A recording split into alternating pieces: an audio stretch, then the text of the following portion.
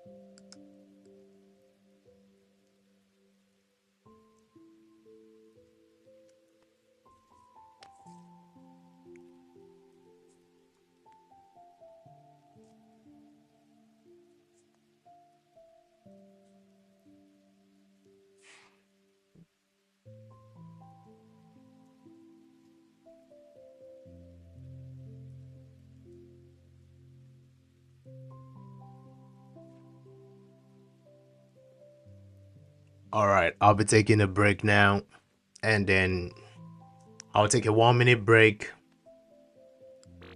Sorry, I'll take a 5 minutes break just to stretch my leg. I will continue. Yeah, you can take a cup of coffee. I'll take a break now.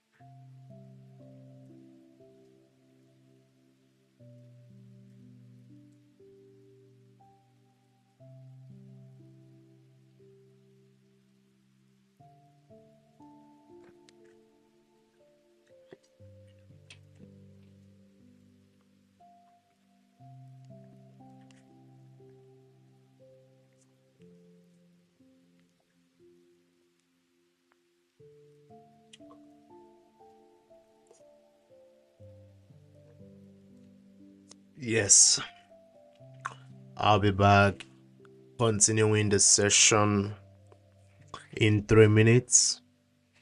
Just taking some time to refresh my knowledge on machine learning, Python. So I'm gonna continue learning.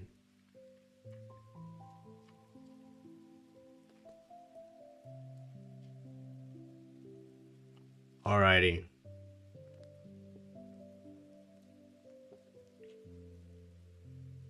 In less than 3 minutes, we continue.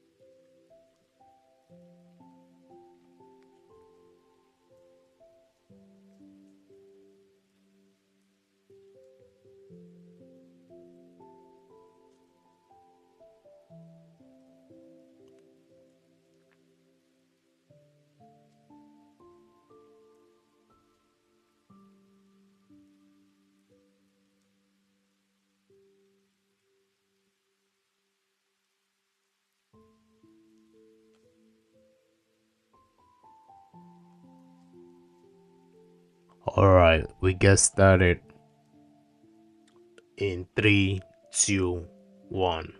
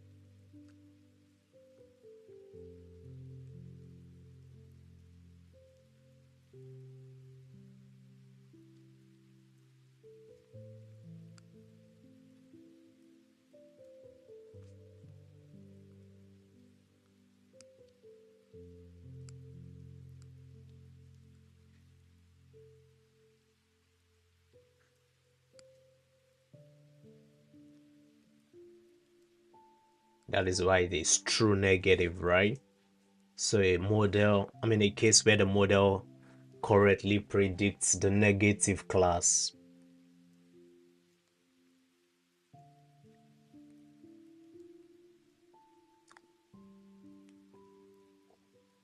Okay.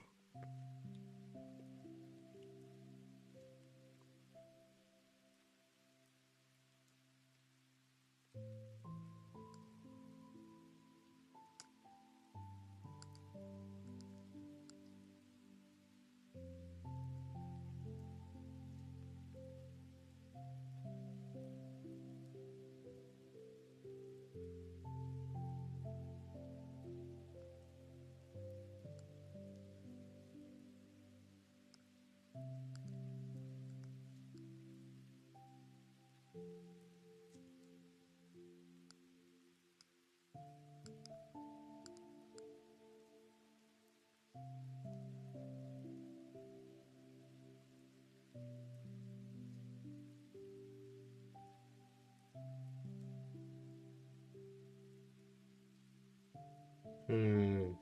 So when we train if we evaluate our model using the same data it was trained on, the performance metrics might look artificially high. You feel like, oh, my accuracy is high, you know, because it has seen the data before.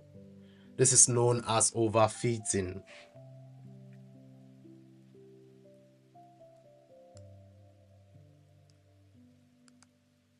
When it's overfitting, so it is when you are evaluating a model based of data it was the same data it was trained on.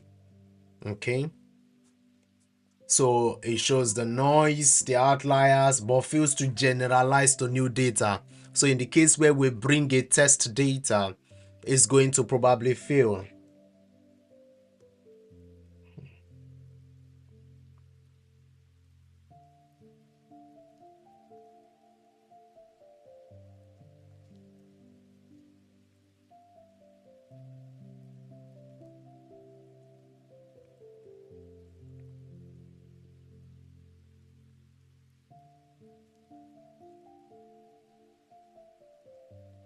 So we might need to split the data. So if we are given a data of like 100%, for example, we split it, the training data as like 70 to 80%, and then the test data as like 20 to 30% for testing.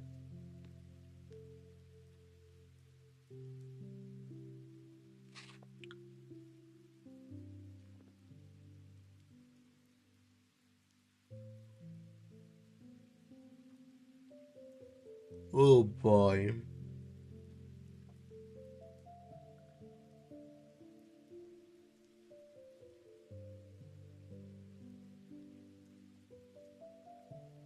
So when we understand, okay, let me do this.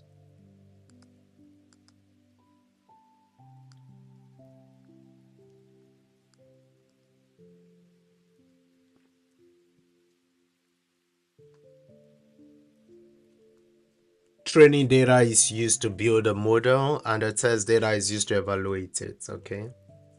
Understanding how well a model performs on the test data helps in determining its effectiveness and reliability.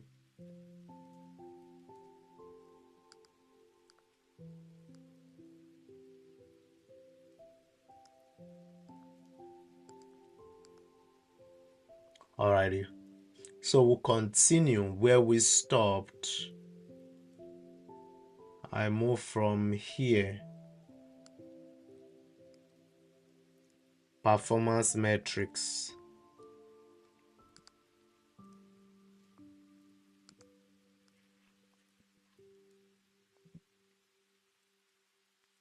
Oh, what is harmonic mean?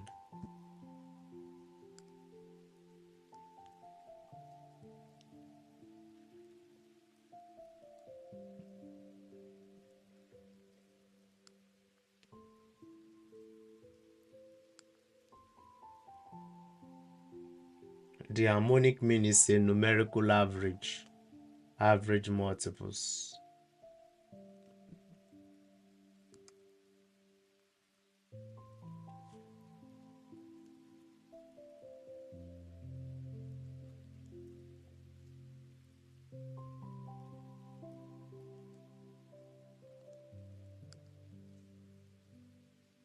Alrighty.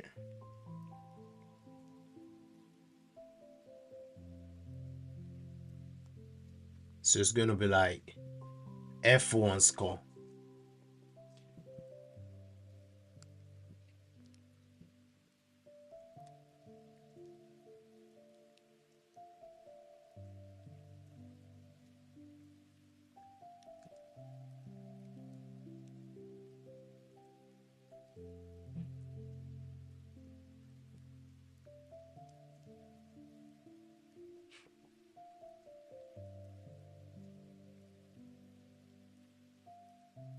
Oh, the F1 score is a metric that combines precision and recall into a single value, providing a balance between the two.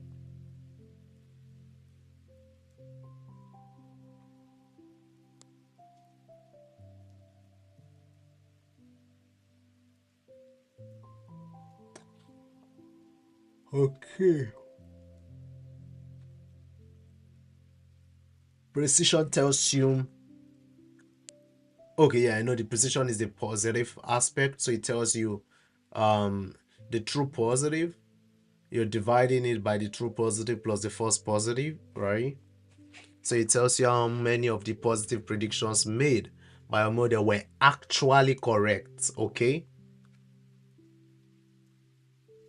And then the record tells you how many of the actual positive instances were correctly identified. Um, oh, so there's a trade-off. If you increase precision, your recall might decrease. And then if you also increase the recall, your precision might decrease. So the F1 score helps to balance these two by providing a single metric that considers both precision and recall. Okay.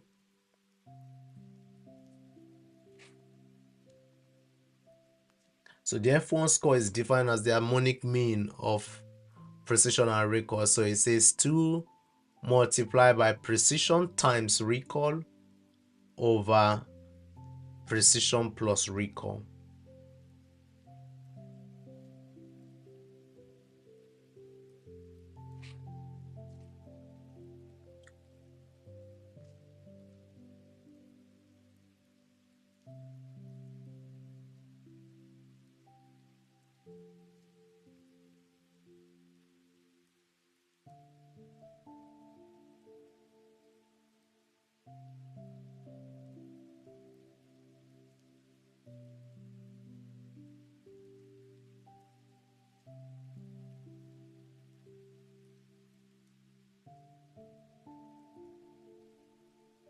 That makes sense.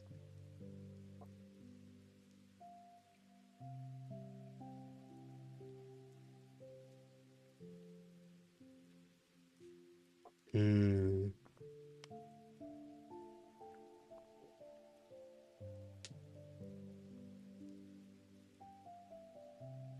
Wow. So if you have the precision of 0.5 meaning 75% of the emails predicted as spam were actually truly spam. So we are doing the true positive divided by the true positive plus the false positive.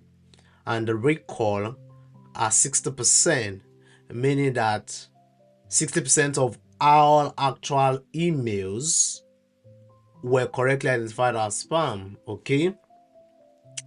If we now use what's the F1 score? The F1 score will be 2 times 0.75 times 0.6 divided by 0.75 plus 0.6. Okay.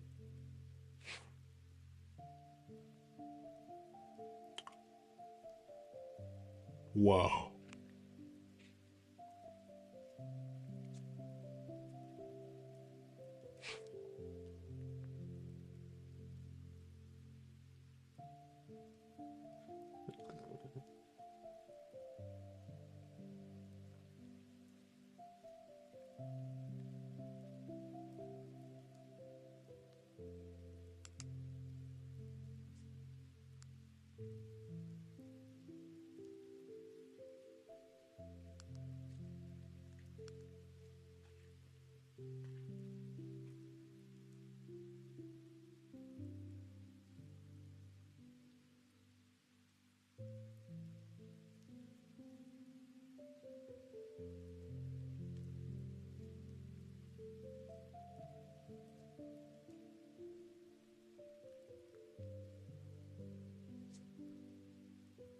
Okay, let's break down this ROC AUC.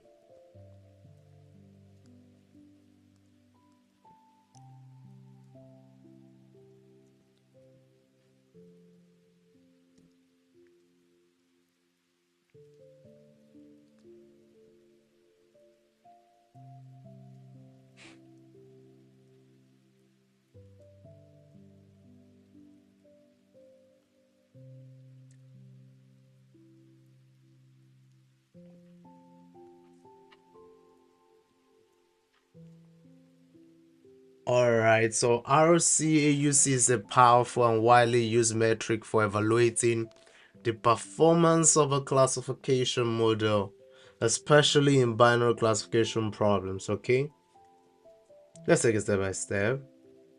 So ROC, receiver operative characteristics. Interesting, I didn't know that. Receiver operating characteristics curve. The ROC curve is a graphical representation that illustrates the performance of a binary classifier as its discrimination threshold is varied. True positive rate or sensitivity or recall is plotted on the y-axis of the ROC curve.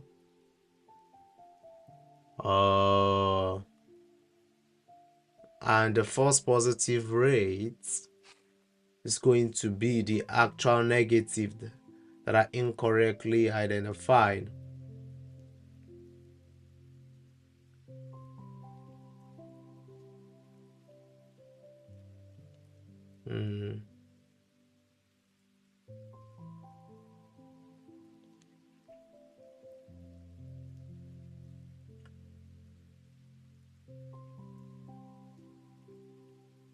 Oh,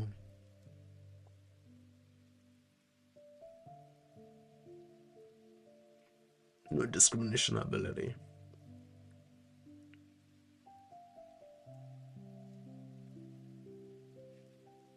This is right. The closer the ROC curve is to the left, top left corner, the better the model is at distinguishing between positive and negative classes. So we have to also see then the area under the curve. So RC, you see,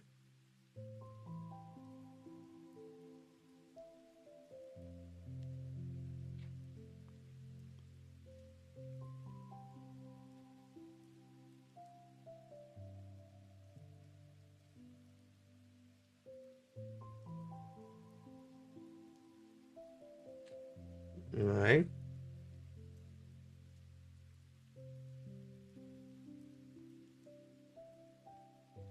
So higher AUC indicates better model performance. It means the model is better at distinguishing between positive and negative classes. So 0.9 AUC means it's excellent, upward. 0.8 to 0.9 is good. 0.7 to 0.8 is fair model performance.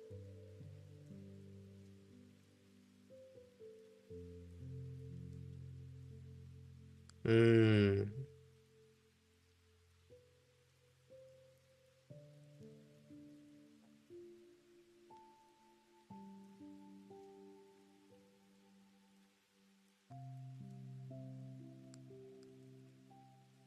think this is critical. This is critical.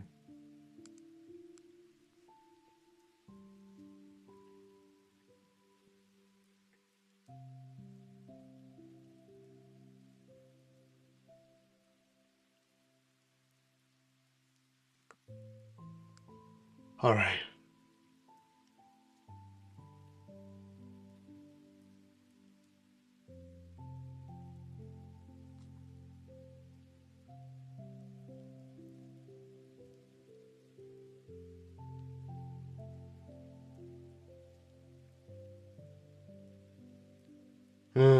Wow.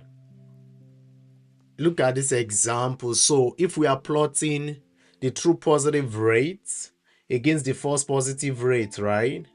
As it calls it here, FPR, TPR. At each threshold, we get the ROC curve. If the ROC curve hugs the top left corner of the plot, it means the model is very good at distinguishing between the patient with the disease and those with none without it. And the AUC quantifies this curve. An AUC of 0.95, for example, will indicate an excellent model performance. So we'll definitely use ROC AUC in logistic regression.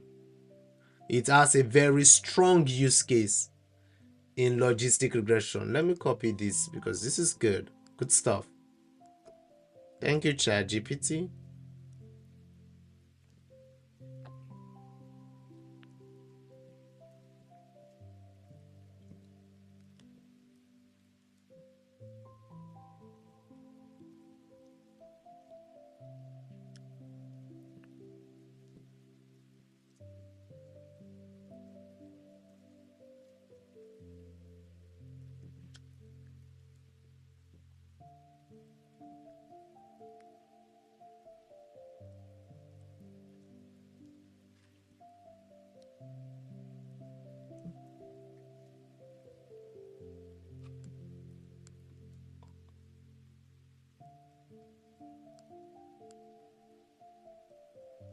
So let me see, how does it look like?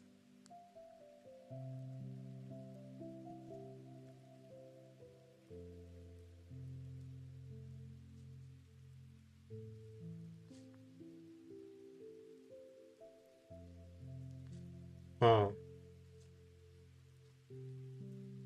okay.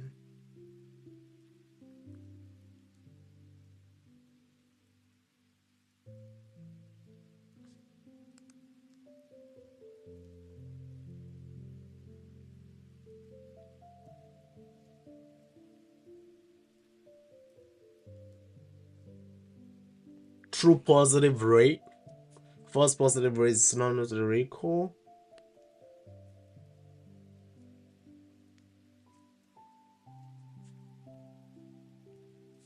True positive rate, so true positive over true positive plus false negative. False positive rate is false positive over false positive plus true negative.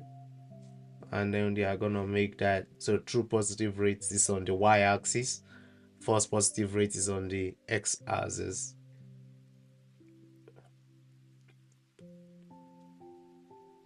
So the closer it is to this, shows a good one.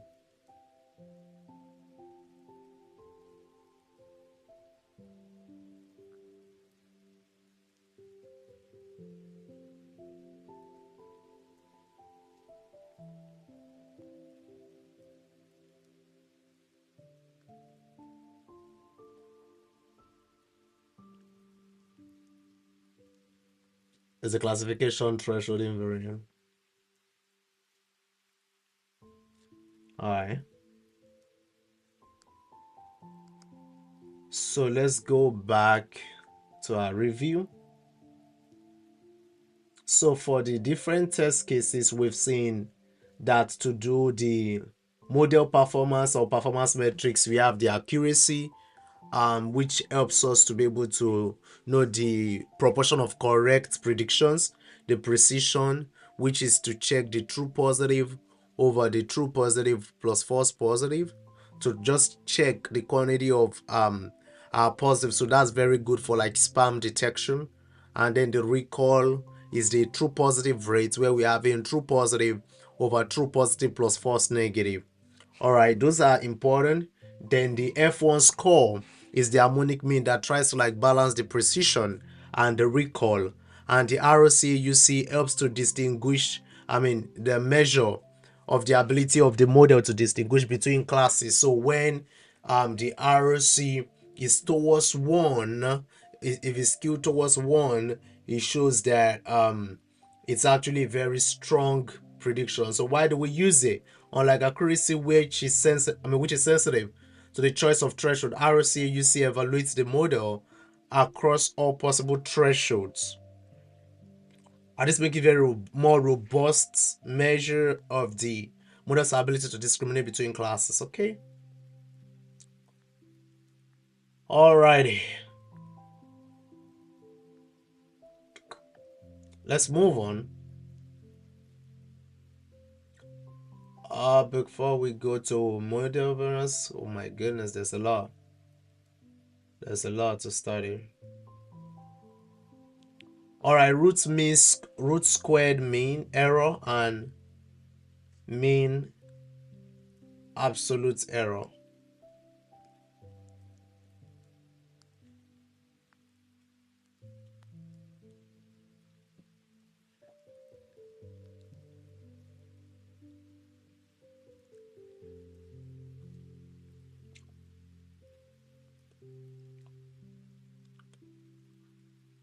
So just like the ROCUC was very helpful for a case of logistic regression where we are doing a lot of binary classification, where we are having to do a check. Is this spam field, is this a spam or not spam? Is this cancer cell uh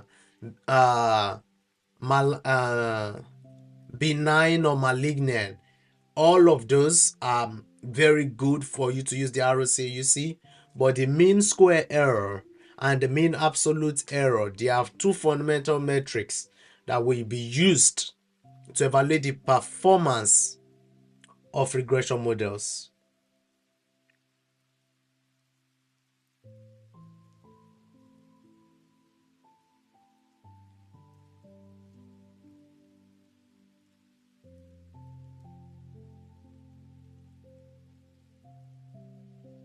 So this is the average of the square differences between the actual values, observed values, and the predicted values.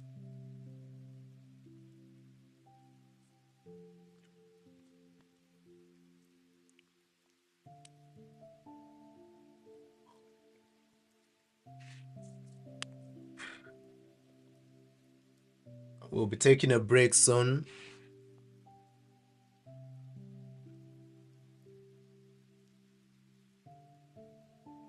So this basically just does the average of the square difference between the actual values and what we predicted. Remember that when we have the training data, we have trained this data, it has its featured parameters and the expected output, right?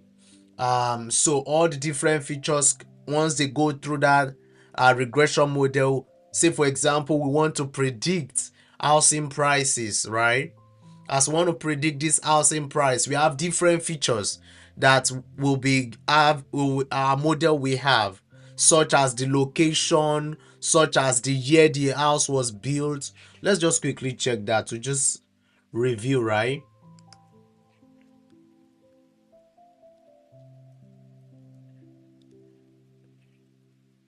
Exactly. So feature engineering for housing prices. So we can look at that to do like a feature selection, but just to have an idea. So we have the training data. So we load that data. So this is just an example on cargo. So we pre-process our data.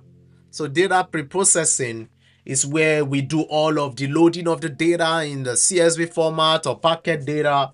We clean the data to fix any errors or inconsistencies. So how do we clean it? We might be using um trying to see, okay, if I have like empty data, what do I use to replace those empty data? So we do all of those data pre-processing, then encode the data and then input any missing value. So how do we want to adjust all of that? Those happens in the pre-processing phase. So this is collecting the full data, for example, and then we have the training data. This is where we split them into both the training and the test data. Okay, so we are training. This is the training data. This is the test data. Now we'll bring them together to have a concatenated data frame. It is this data frame we are going to pre-process cleaning. After that, we split the data into our training and our test data. Now, how do we clean the data? Different ways we can clean the data. So he's talking about addressing unique values in this case, you know um you know adjusting the column names, renaming the column names, and then encode the statistical type. So encoding the statistical data type, we involve all of this that this person is doing here. So but where I was going was to look at the features. So these are the different features that could help us. Some of these features are ordinal, and some of them, so they are ordinal, they are ordered, and then we are seeing them, right? So those of them having like all of these numbers, like when something is ordinal, it's in like different order, like from the least to the greatest, or ranked from 1 to 5, stuffs like that. So you're seeing all of that, different levels.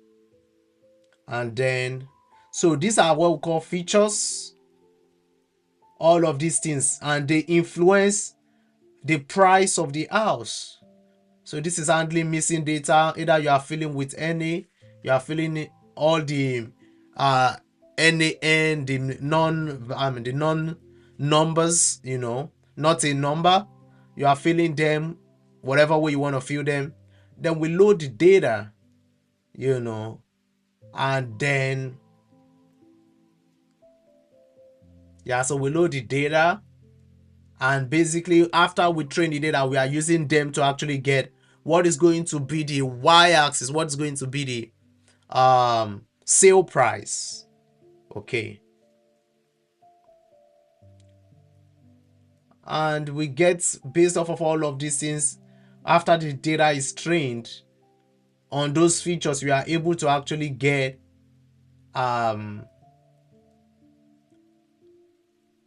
the output. Okay, then we'll go to all of this PCA. Wow, so much stuff,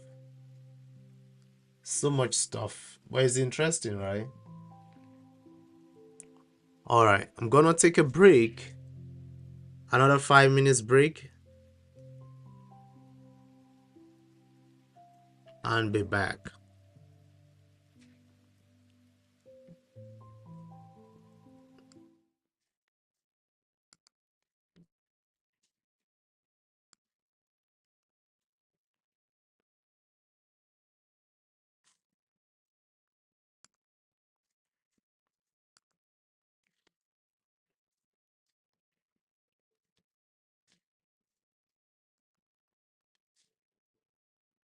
So we'll take a 5 minutes break.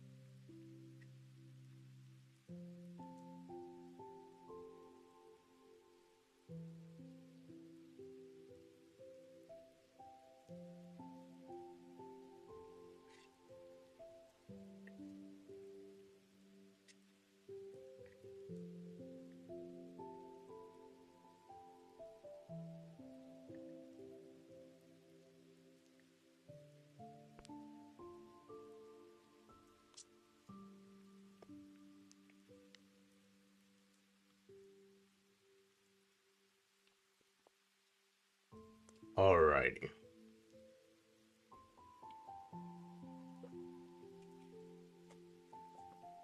Start shortly.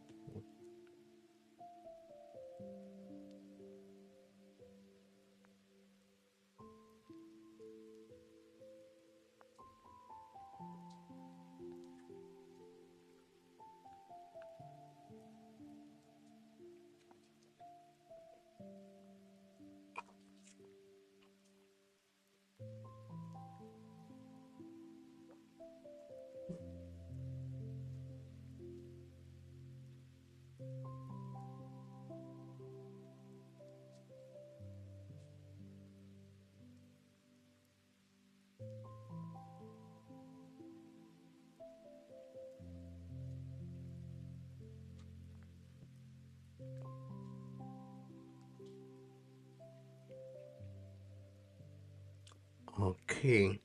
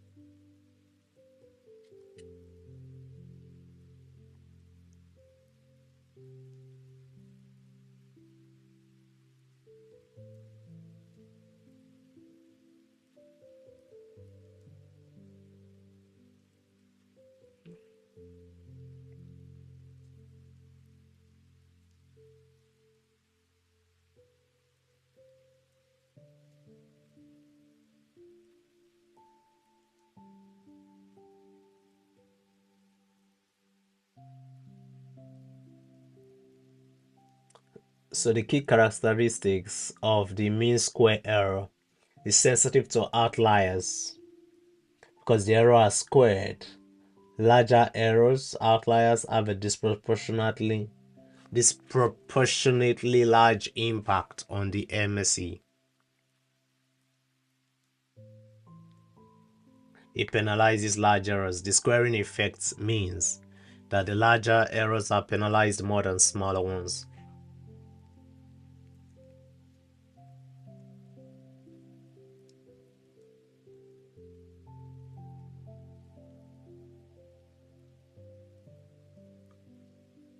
Okay. The mean absolute error is the average of the absolute difference between the actual values and the predicted values.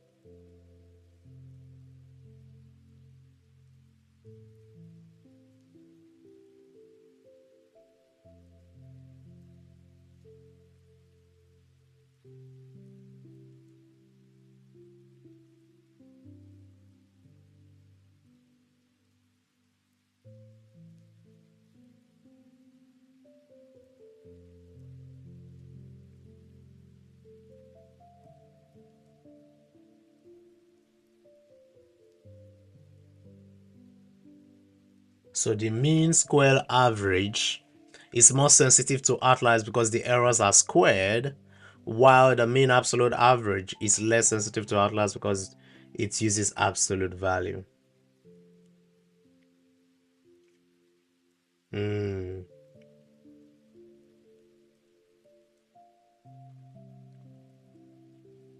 Alrighty, let's get back.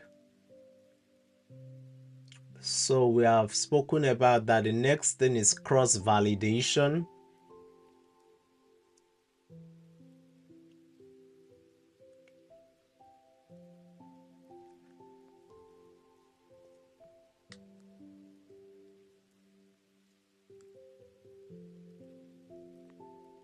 So what is k-fold cross validation?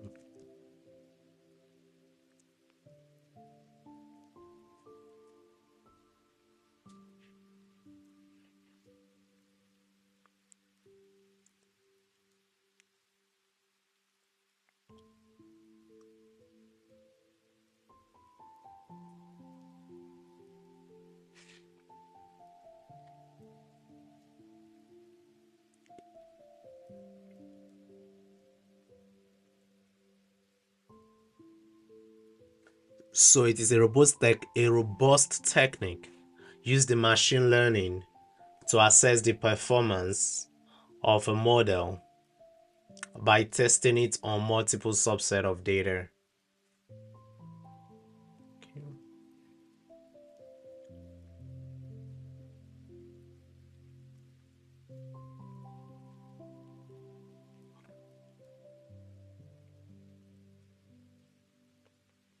K-fold cross-validation involves dividing the entire dataset into k-equal sized subsets of folds. The model is then trained and evaluated k times.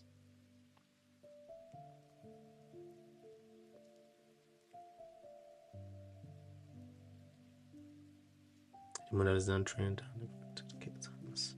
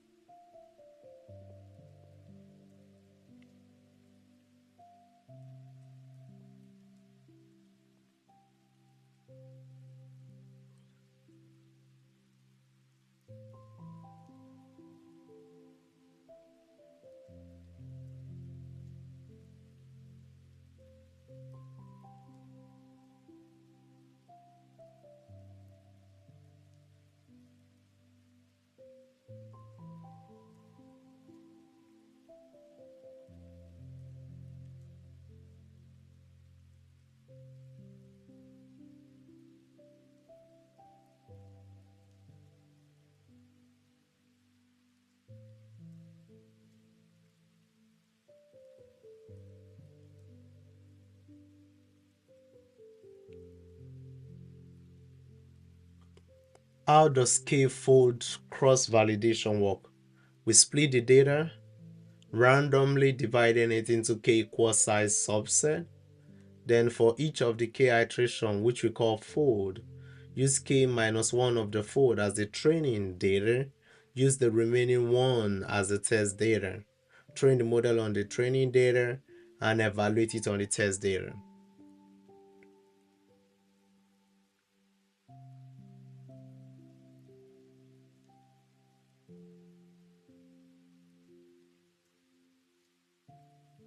So for example, let's say you have a data set with 100 instances, you choose 5-fold and you choose 5-fold cross validation. Then what we do is we divide these 100 instances of this data set into 5-fold, which becomes 20 instances. Then the step 2, in the first iteration, we are going to use the first 4-fold, the first 80 instances as the training set, and the 5th fold as the test set. We train the model on the training set, evaluate it on the test set, then go through the second iteration using the second now as the test set, and using the first as the test set, and then keep iterating over till you are done with all 5. Repeat that process until each fold has been used as a test set once. Then we average the performance metrics from all the iterations. Okay, that is how we do k-fold validation. So basically with k-fold validation, we have like say we have 100 instances. I would take the first 20, so make 20 20 20 20 20, make it 100. This first one will be the test set, this 4 will be the training set, the training data. Then the next time I'm gonna use this as the test set, and the remaining 4 will be training data.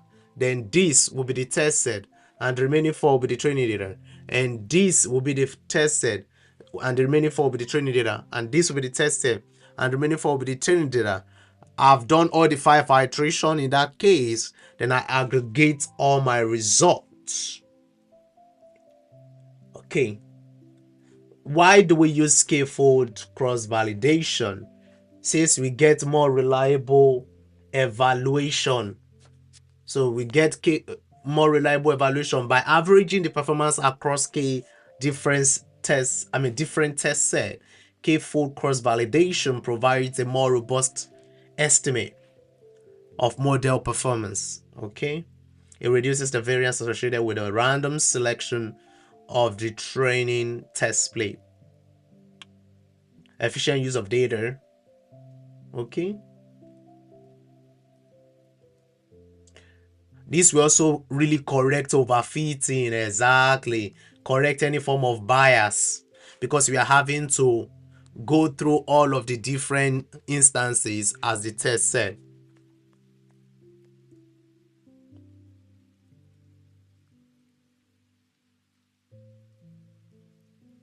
Exactly. So most of the time we choose 5 or 10 just to have a good balance between the computational efficiency and reliable performance estimate. So the special case is leave one out cross validation. This is a special case where k is set to the number of data point in the data set. Each fold contains the single data point, so the model is trained on n-1 data point and tested on the remaining one. So it helps to reduce bias, like we're saying, reduce variance. So there's also what we call variance and bias. We'll get there.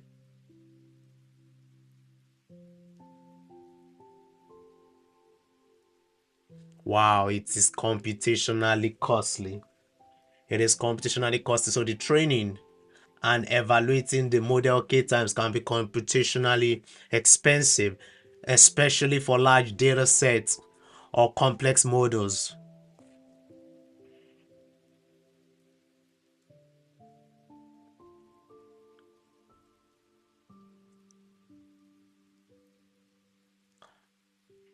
So in conclusion, k-fold cross-validation is a widely used technique for assessing the performance of a machine machine learning model, it provides a more reliable and stable evaluation than a single train or test split by averaging the model performance over multiple fold. Okay, let's go on. All right, so the bias variance trade-off. What is bias? The error due to overly simplistic assumption in the model. So we are going to actually go and do a deep dive on this.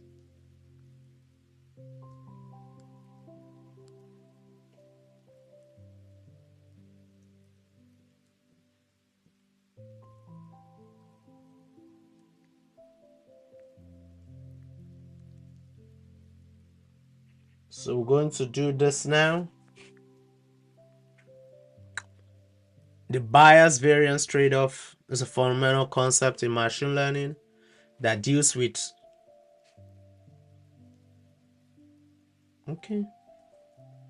the bias variance trade-off is a fundamental concept in machine learning that deals with the trade-off between two sources of error that affect model performance. Okay.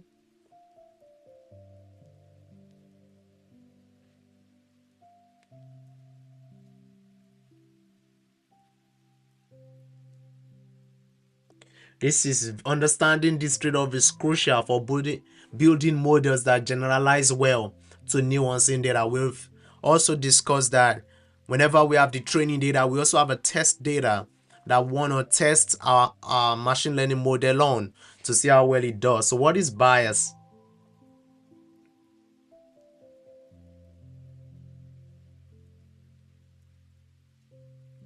So for example, we have the error, the bias error, refers to the error that is introduced when we oversimplify a real world problem. That is something that is really complex. You oversimplify it with a very simple model. For example, you want to solve, let's say, issues related to like a complex issue like the homelessness in America, and you just use very simple features to build your data. Yeah, you might be oversimplifying, which will lead to bias in your results. It represents the model's tendency to consistently make the same kind of errors,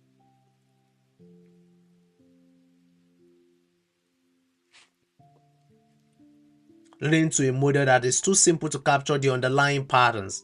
So basically, one privilege we have with data is that data can let us know more on how well we are doing and what we can improve, right? Oh, it's not giving me that very well. Okay, let's just get this out of the way.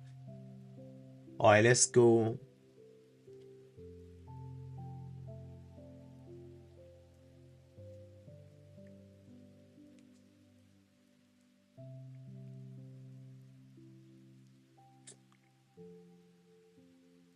What is bias? Okay, we've discussed that. If a model has high bias, it means it makes strong assumptions about the data. Leading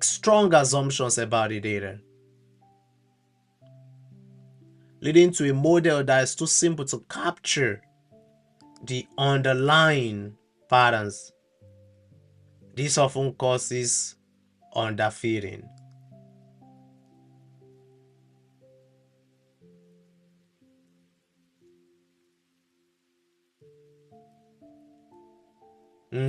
So if there's a low bias, it might come at the cost of a high variance.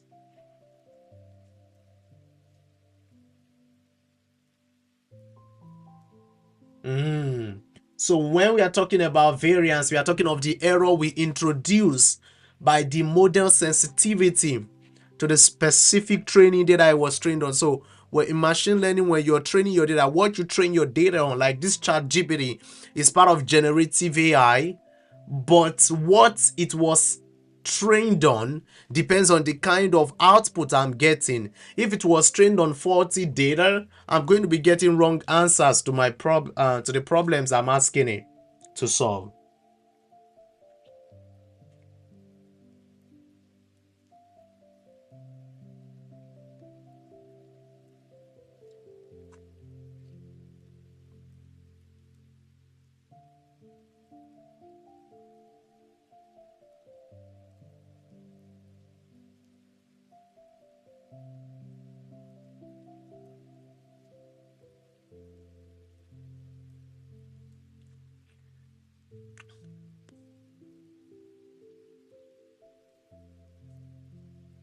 So this refers to the error introduced by the model sensitivity to the training data.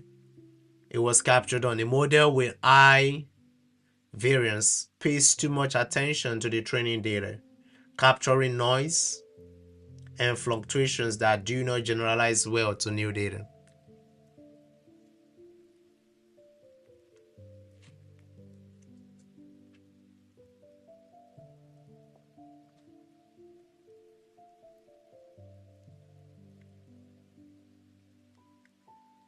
A model with high variance is too complex, fitting the training data too closely, including noise, which often leads to overfitting. Such a model will perform well on the training data but poorly on the test data because it doesn't generalize well.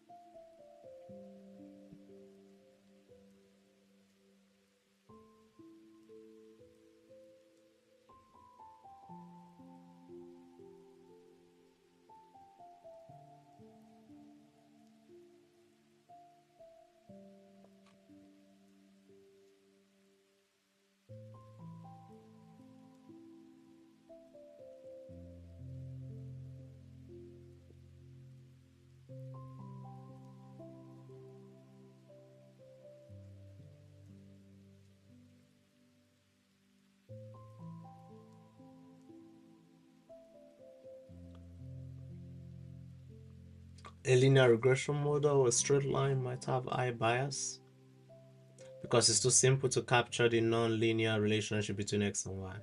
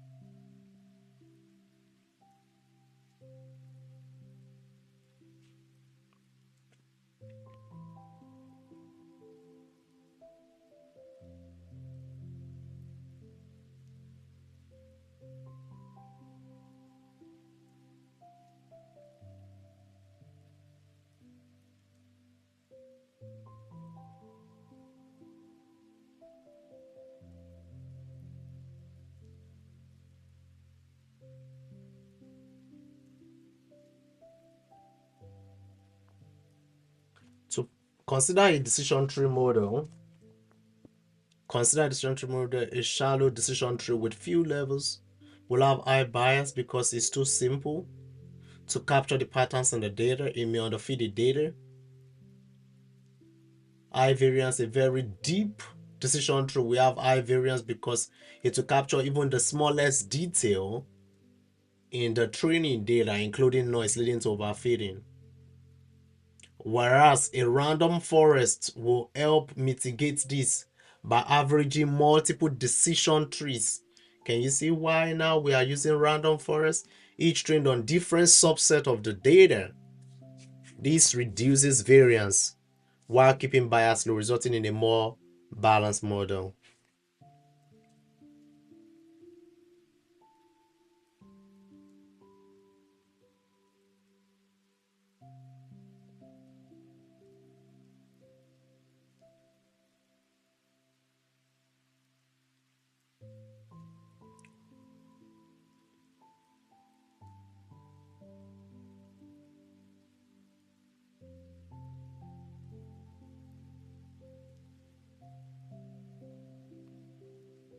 So we'll begin with a simple model, linear regression.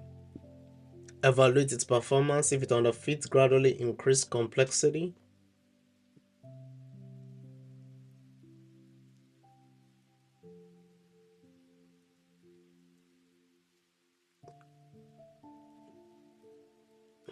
Cross-validation. Use techniques like K-fold cross-validation to get a reliable estimate of model performance and to ensure that your model generalizes well to unseen data.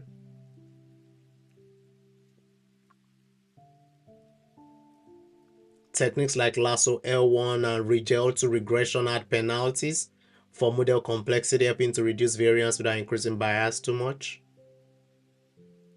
Techniques like bagging, random forest, and boosting, gradient boosting tech machines combine multiple models to reduce variance while keeping bias in check. So these are tips, right, for managing bias variance thereof. You start simple. You begin with building a simple model, evaluate its performance. If it's underfit, we gradually increase the complexity. If underfitting means that it's not sufficiently capturing all the intricacies of the data, so we increase complexity. Then we do cross-fold validation, which can be K-fold cross-fold validation or leaving one out cross-fold validation, and use that to get a reliable estimate of model performance and to ensure that our model generalizes well to the test data. The second way, that another way that can be done, is also by regularizing, either using the L1 lasso and then the ridge, which is L2 regression, which add penalties to the model, right? And then another practical tip for managing bias variance trade-off is the ensemble method, where we are using techniques like bagging, random forest, and boosting, gradient boosting machines. I think support vector machine SVM might also be part of the ensemble method to combine multiple models to reduce variance while keeping bias in check. Okay, that's good. All right, we're gonna go now to feature engineering. So feature scaling, where we do standardization and normalization. Feature selection, these are the techniques we use to reduce input variables. Feature extraction, these are techniques we use to derive new features from existing one. Something like using PCA, principal component analysis. So we're gonna break this down. Let's look for, okay,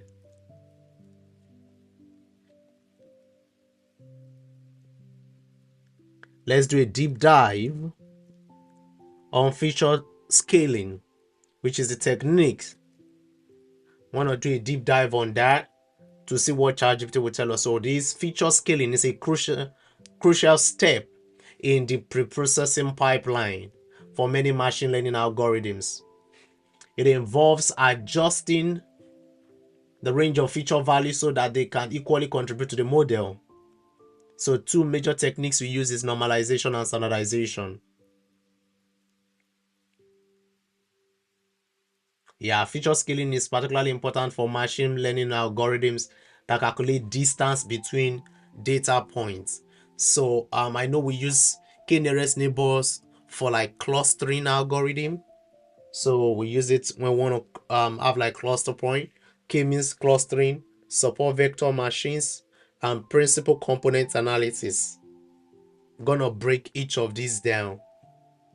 But let's go to, without scaling, features with larger numeric values can dominate the learning process, leading to biased or suboptimal models. So when we have our outliers, if we don't do a proper feature scaling, the outliers can skew our data results.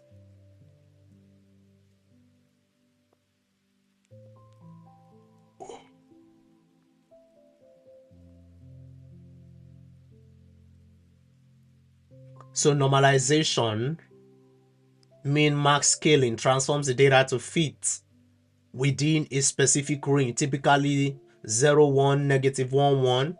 It reduces the features value so that they all fit within the same range regardless of their original distribution.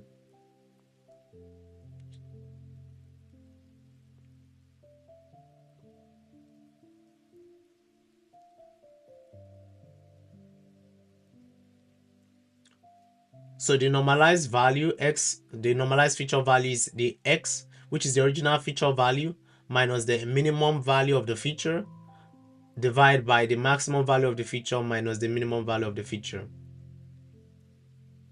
So when do we use normalization? When you know that distribution of your data point does not follow a Gaussian or normal distribution. So a normal distribution, we know, let's quickly check. What is a normal distribution? Yep. So this is a normal distribution. In probability theory and statistics, a normal distribution or Gaussian distribution is a type of continuous probability distribution for a real valued random variable. So this is a normal distribution where this is the mean. These are the standard deviation, one standard deviation, two standard deviation, and then the third standard deviation. That's a normal distribution. Okay. All right. And the second part is standardization. Standardization, also known as discourse normalization, transforms the data to have a mean of 0 and a standard deviation of 1. Okay. It centers the data and scales it according to the feature standard deviation.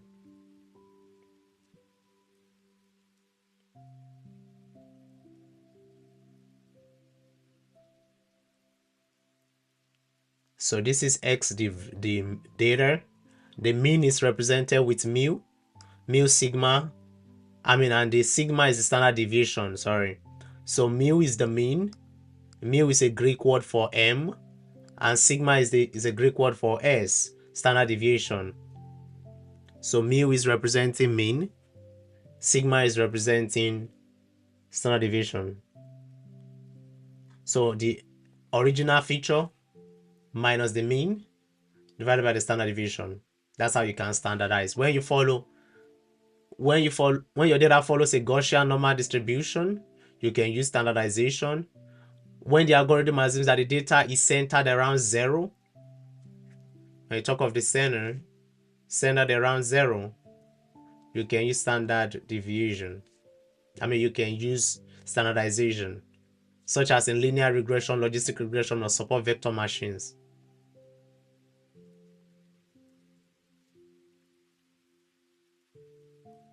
So the height is 175. The mean is, the mean height is 175. The standard deviation is 10 centimeters. So you do that. The variable x minus the mean divided by the standard deviation. Alrighty.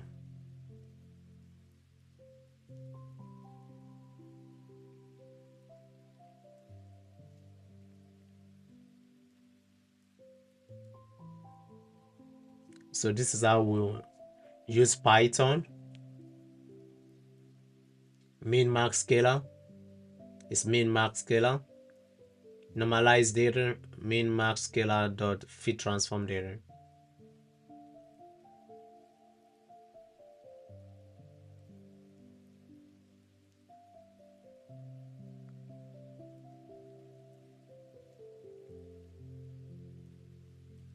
So the standardization, this is the z-score scaling. We say standard scalar dot fit transform to transform the data.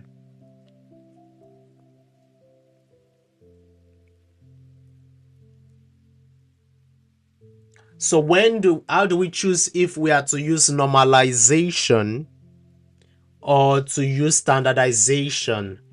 When do we normalize? When the data has varying ranges and you need the features to be on a common scale. Want to bring it all to a common scale. In that case, it is better, especially when the data doesn't follow a normal distribution. This is very useful in neural network. You know that neural network is the bedrock of deep learning, is the bedrock of generative AI. We will still get to that point. Yeah, we'll take a break shortly. When do we standardize? When the data is normally distributed, or when using algorithms that assume a standard distribution of data. Useful in cases when you want to normalize the data but maintain the properties of a Gaussian distribution.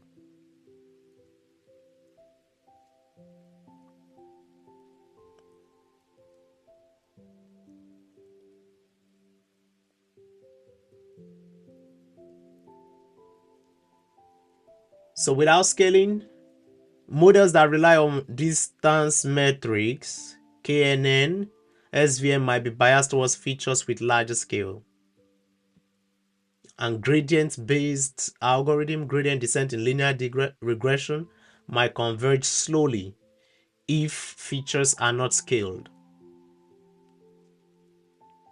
So when we scale it properly, the model can learn more effectively, treating each feature equally. And convergence can be faster in the case of gradient descent. Alrighty. So we're gonna do techniques to reduce the number of input variables. That's the feature selection.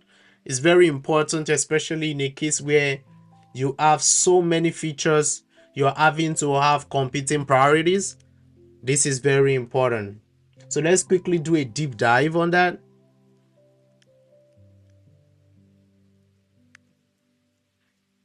We'll be taking a break here. Take a 5 minutes break and come back to this. Um,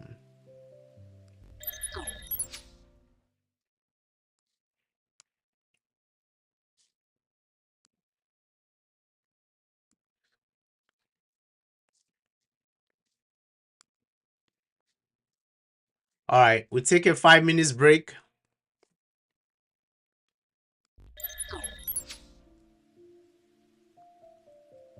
5 minutes break, we'll be back.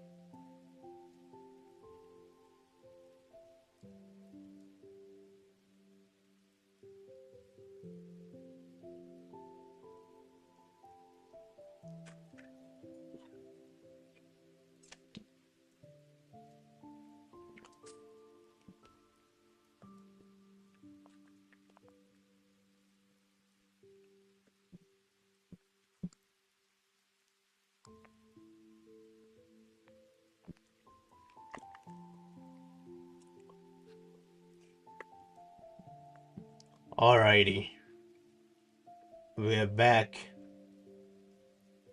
So we're gonna do feature selection. Alrighty. Wow. This is really solid stuff. So feature selection is a crucial process in machine learning where we aim to select the most important relevant features, the input variable for building predictive models. Reducing the number of input variables can improve model performance, reduce overfitting, and make the model more interpretable. Okay. Let's deep dive into various feature selection techniques, their importance, and how to implement them. Why is feature selection important? Improve performance. By selecting only the most relevant features, the model can focus on the important aspect of the data.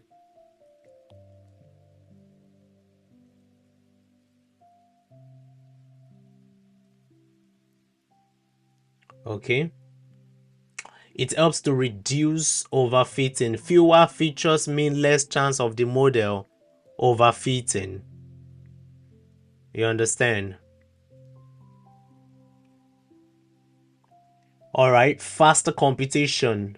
With fewer features, the computational cost of training and predicting is reduced. Interpretability. A model with fewer features is easier to understand and interpret. So, what are the reasons? So, we are talking of improved performance, we are talking of reducing overfitting, we are talking of faster computation, we are also talking of it's easier for you to understand and interpret it when you are only basically using the models you need. So, what are the different types of model selection techniques? Feature selection techniques can be broadly categorized into three types: the filter method, the wrapper method, and the embedded methods. The filter method evaluates the relevance of features based on their intrinsic properties without involving any machine learning algorithm.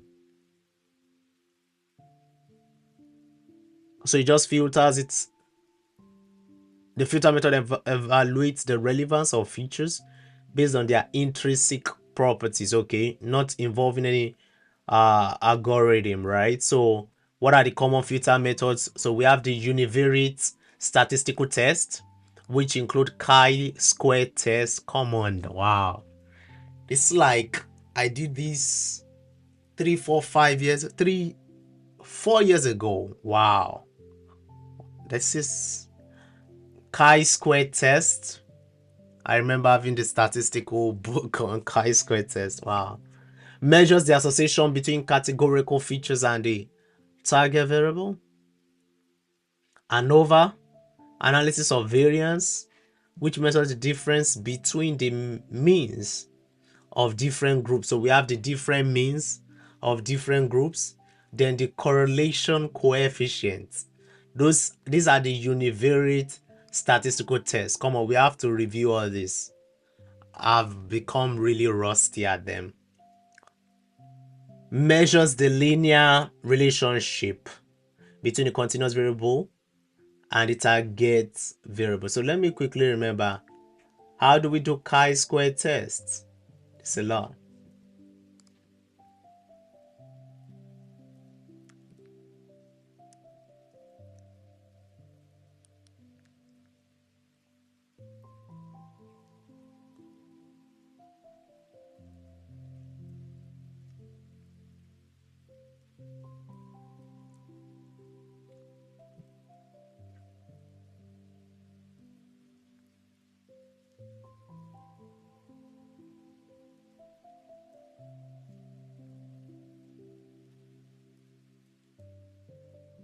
Understand the chi-square test. Understanding the chi-square test. So we have the null hypothesis. Wow. This is ST505, ST5050 or 5010 or something.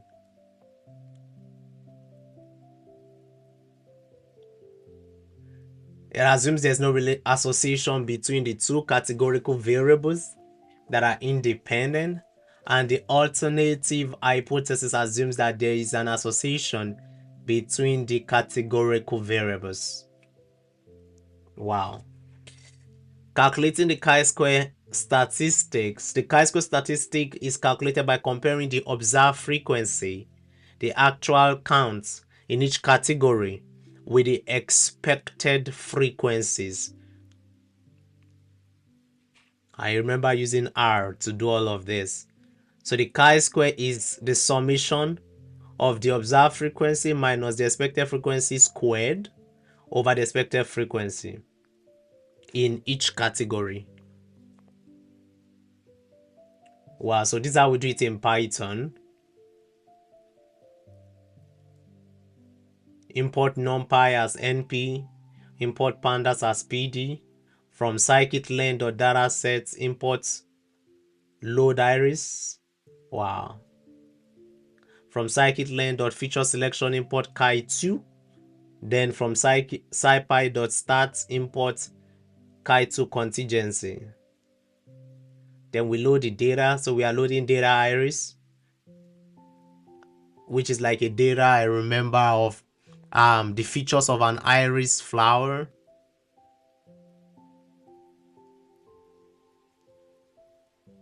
Wow. And then we calculate the chi-square statistic.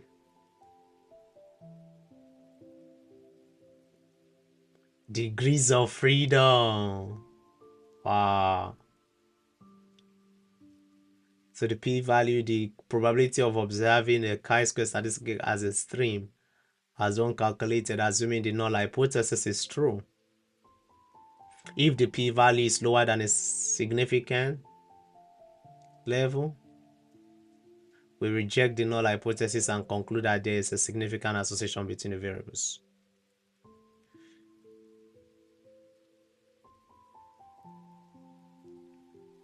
Wow, wow, wow. So let's go back up.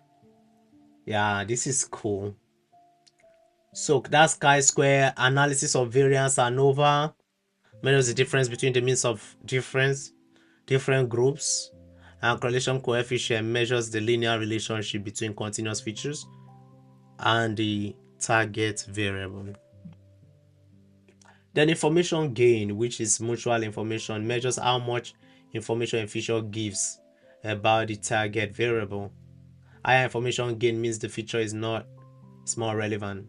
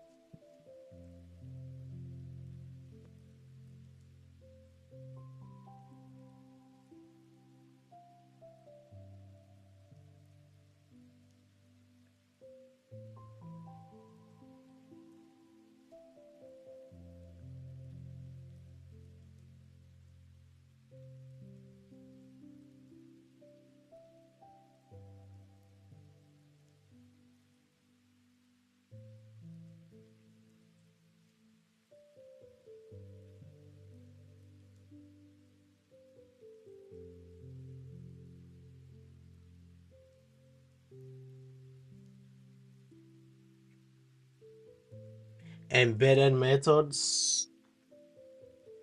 Embedded method perform feature selection during the model training process.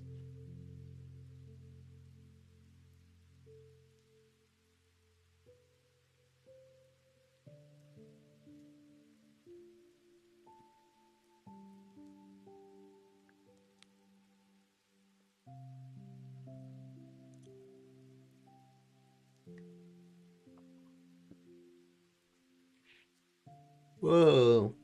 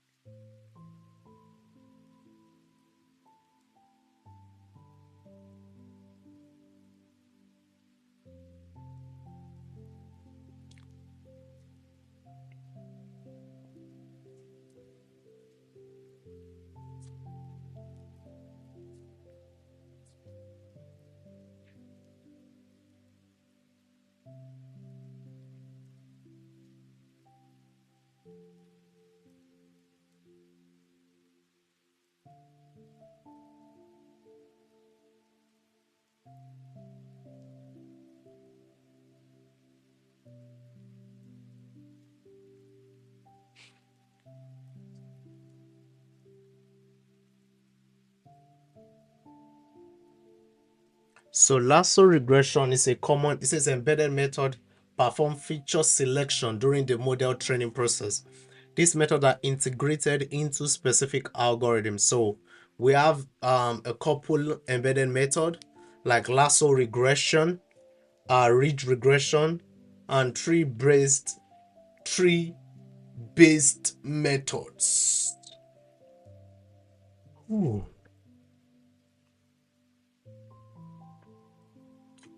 That's a penalty to the loss function based on absolute values of the coefficient, shrinking some of them to 0.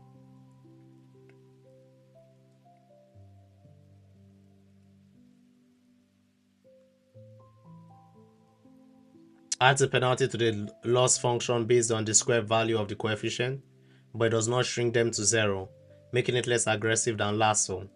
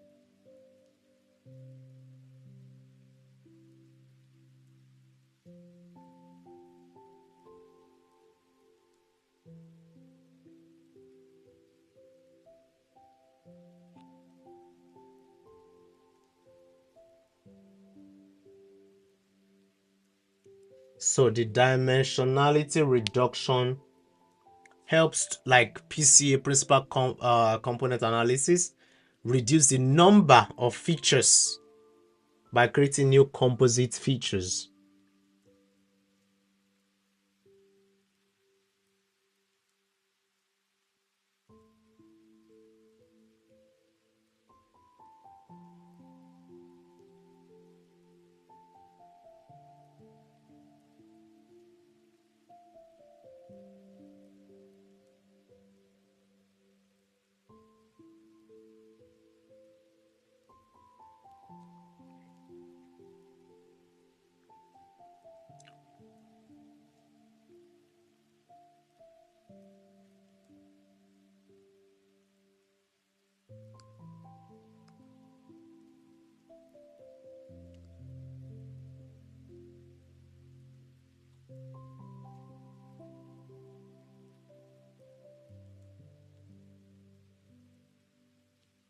Wow, practical example, a full workflow.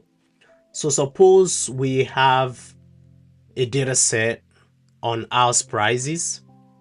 We have large number of features such as square footage, number of bedrooms, neighborhood, year built, you know. And we want to be able to predict the price of this house with our machine learning algorithm. There are different steps to take. So the first step will be for me to load the data and explore the data. Start by loading the data and exploring the relationship between the features and the target variable, which is the house price. So all the different features, they are in the dependent, independent variables, and then the y is the dependent variable, which is the house price. And then the step 2 is to filter method. Use correlation coefficient to remove features that are not correlated with house price. So there might be some features that are not really going to help us to determine house prices. They are just there in the data. We need to be able to filter them out using correlation coefficient. So correlation coefficient would tell us how these features correlate with the house prices, right? So how each of the x variables correlates with the y variable. In this case, the y variable is the house price. Then we can use the wrapper method. We can apply recursive feature elimination, which we discussed here in this common wrapper method. So we have the forward selection. We start with no feature and add one feature at a time, selecting the feature that improves model performance. The backward elimination is that we start with all the features and remove one feature at a time, selecting the feature whose removal improves model performance the most at each step, while the recursive fits the model, removes the least important feature, repeating the process until the desired number of feature is reached. So we want to ensure that the numbers we are using in our algorithm for the prediction are actually what we need. So we apply that to select the top 10 features. Then we can use the embedded method using lasso regression to further refine the feature set, selecting only the most relevant features based on their coefficient. What is lasso regression? Lasso regression adds a penalty to the loss function based on the absolute value of the coefficient, shrinking some of them to 0. Okay? And then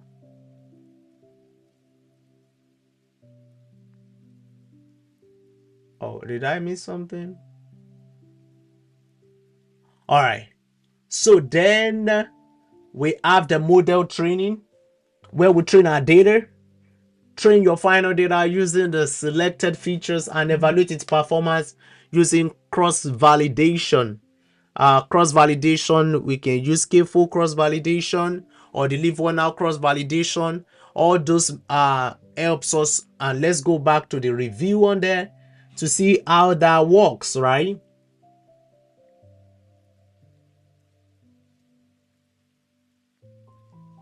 This helps you to get a reliable estimate of model performance and to ensure that your model generalizes well to unseen data.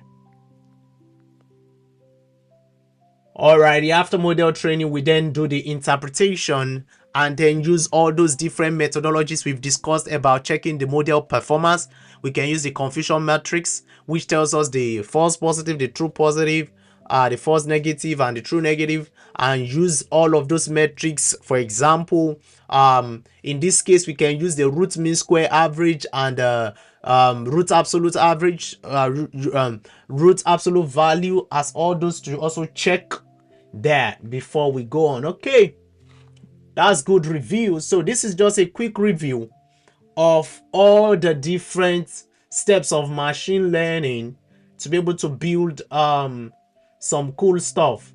So let's just quickly see if we could check some questions. So what is data science? This is by Simply Learn. So yeah, what are the differences between supervised and unsupervised learning? So supervised learning uses known and labeled data as input. Unsupervised learning uses unlabeled data as input. Supervised learning has a feedback mechanism. Unsupervised has no feedback mechanism. And some examples of supervised learning, we have decision trees, logistic regression, support vector machine. And the most common unsupervised, we have the k-means clustering, hierarchical clustering, and the a priori algorithm. As time permits, we will still go to check each of these algorithms one after the other.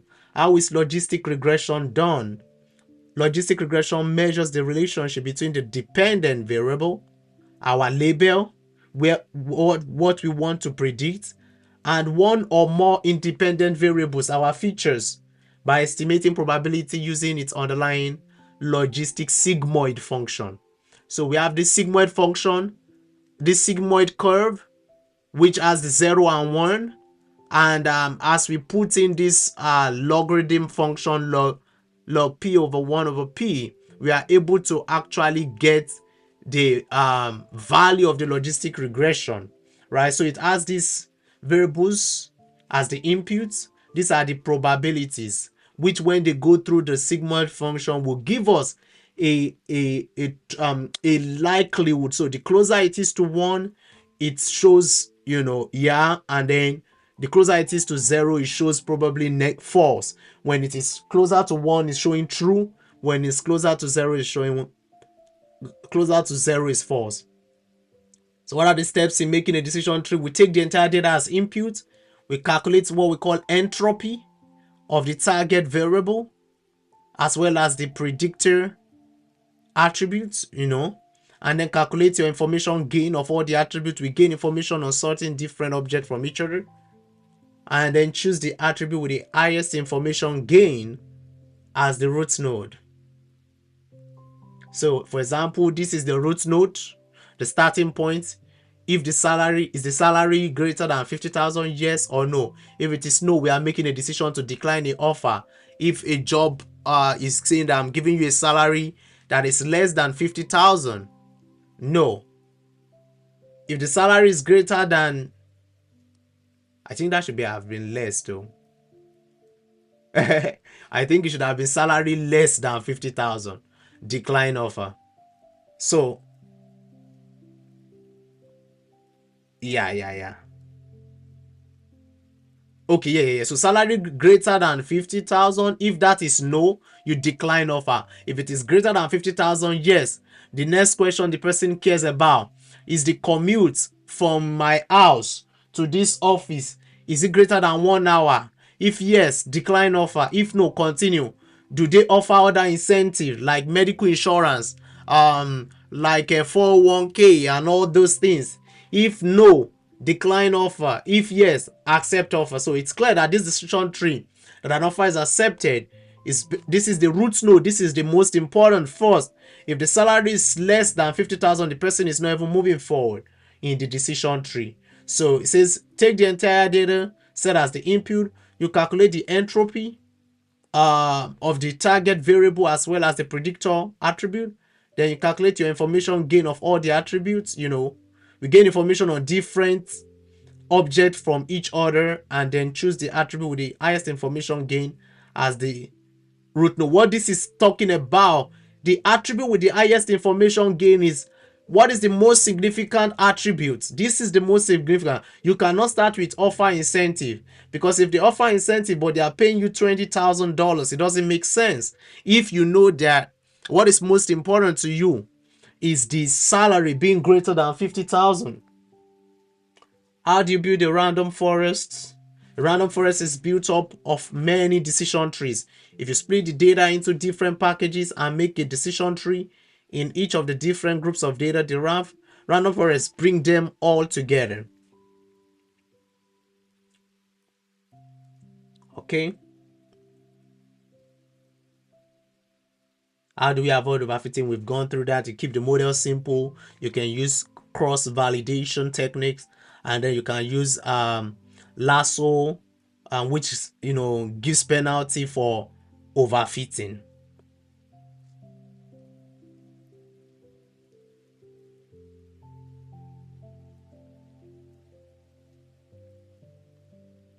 So when we are given data like this, like I taught student, we can do a univariate analysis, which we learn from the univariate analysis. That's where we're calculating the chi-square and all of those good stuff here in the feature selection part.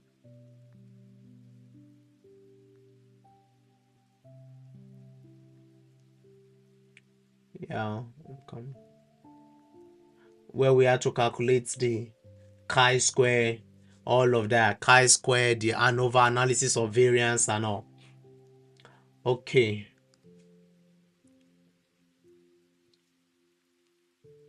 All right, so this is it for filter method. We are using linear discrimination analysis, ANOVA and chi-square.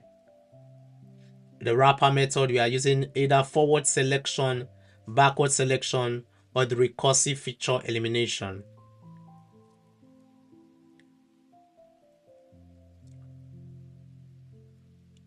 Alrighty.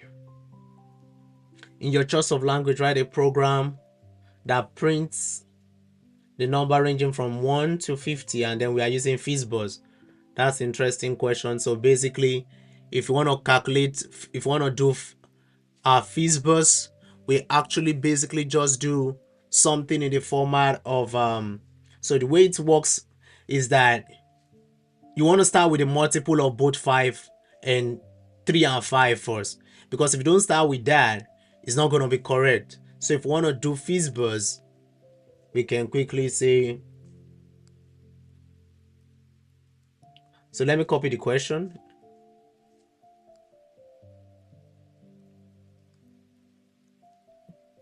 and just play with it. So let's say I call the function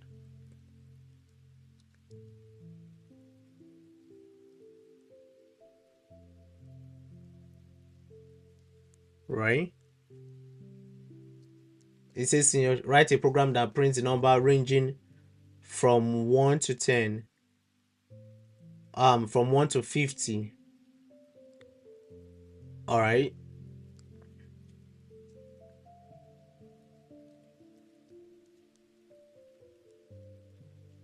Why is this doing this?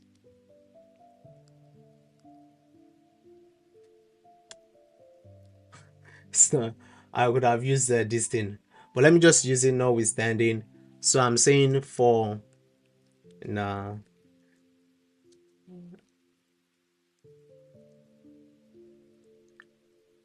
So from 1 to 50. So because I want to include 50, I have to use 51 to go for that range. So check.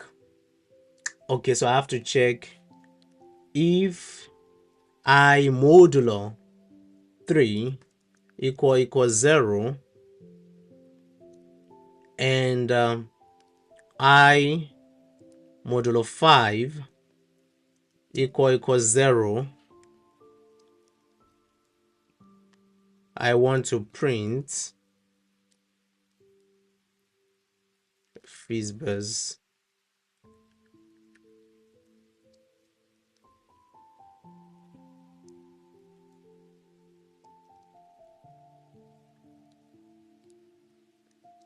Elif I modulo, I can use 5, I can use 3 in this case, equal to 0. We have to first start with the multiple. Print buzz.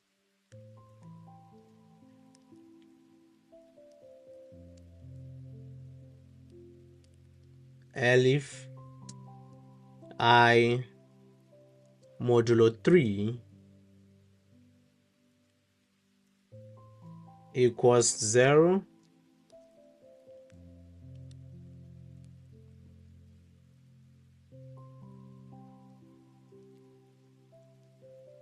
Okay, since we're given we don't need this function, I think we can just go on. Right, so else I'm just going to print I.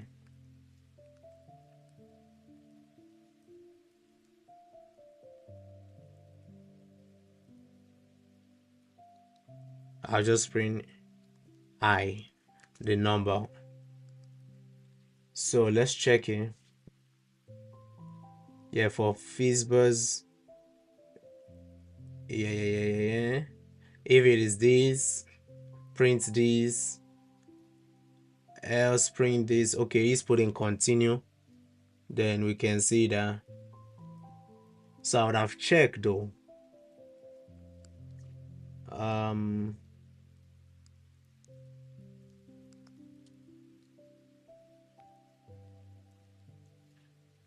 So let me just quickly try an online Python IDE.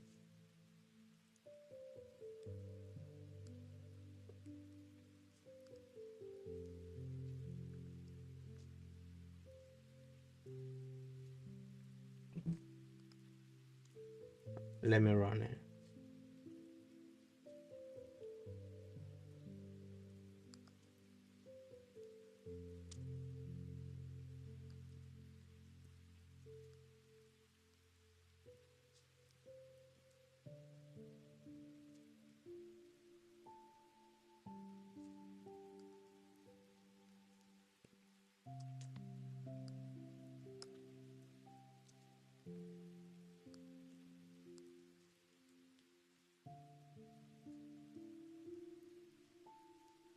It says invalid character.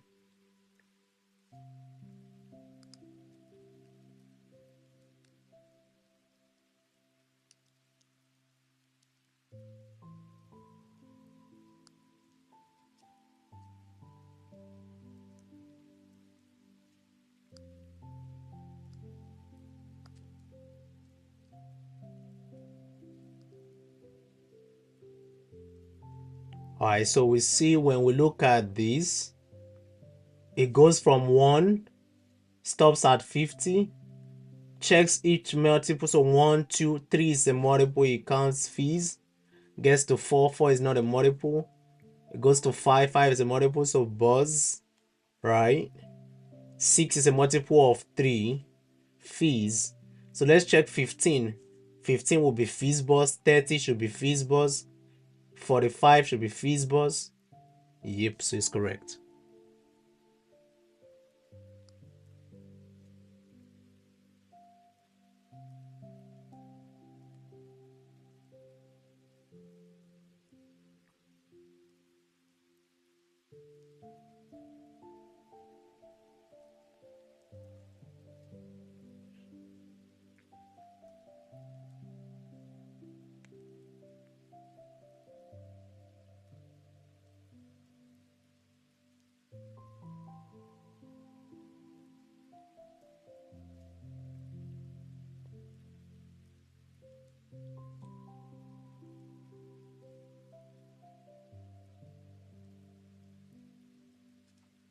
Minus 2 minus lambda, 1 minus lambda, 5 minus lambda.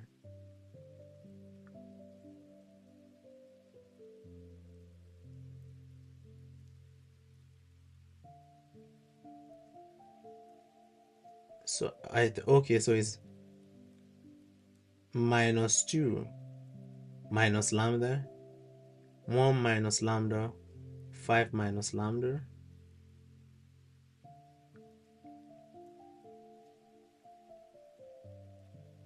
minus 2 times 2. So this minus, oh yeah, minus 2 times 2, minus this. Then when it picks this, it cross this out. So minus minus 4, so that's plus 4. And then minus 2 times 5 minus lambda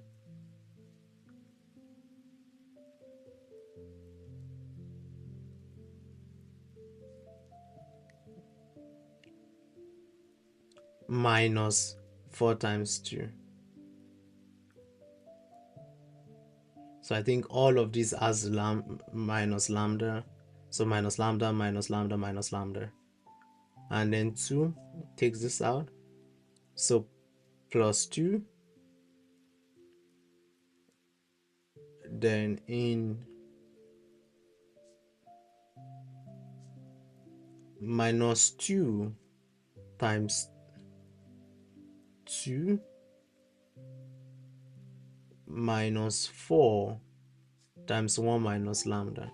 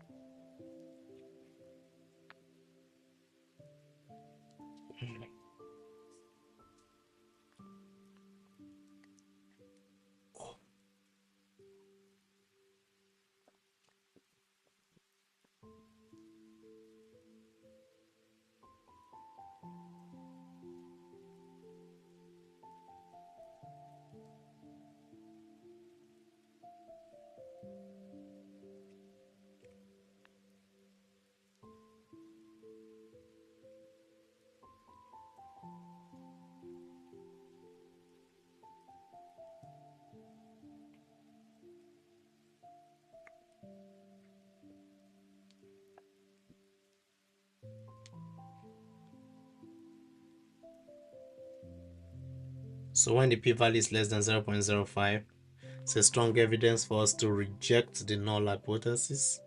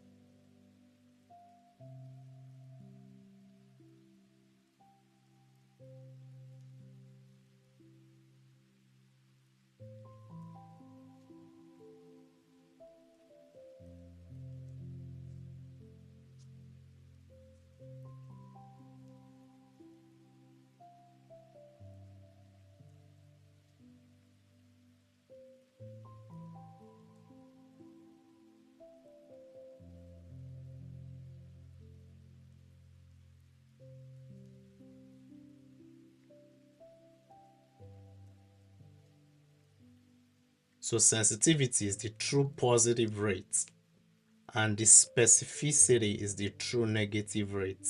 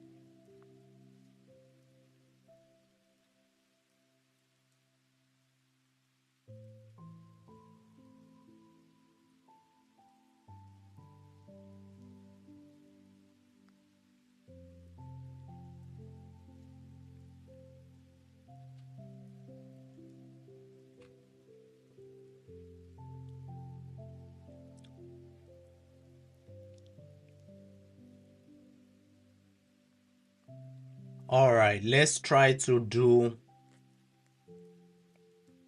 a quick review of generative AI.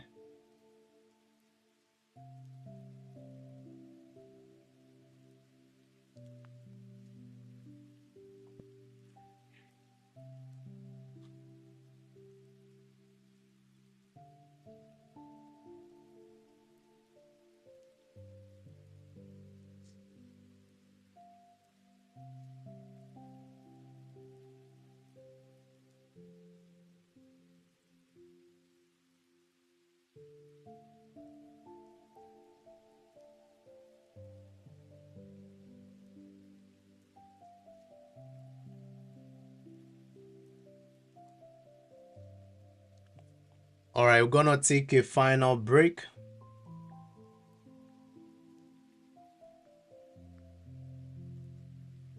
And then in this last part,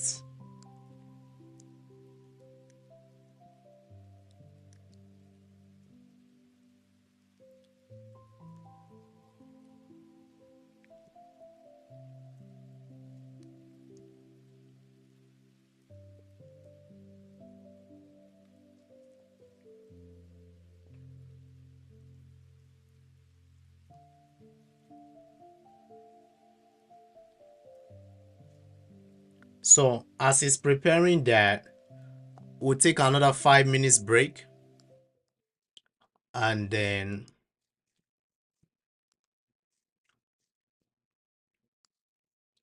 we'll take another 5 minutes break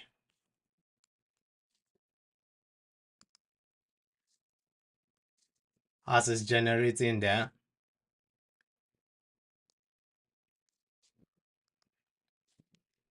All right.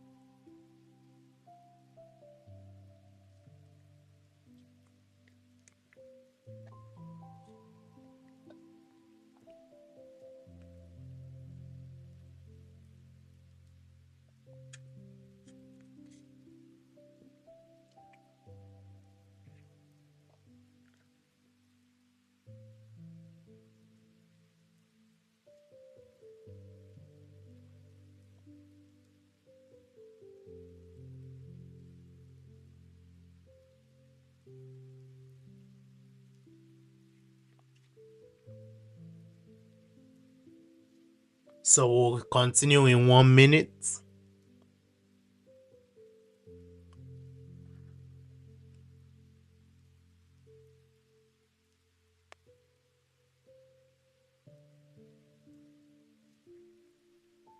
Alrighty.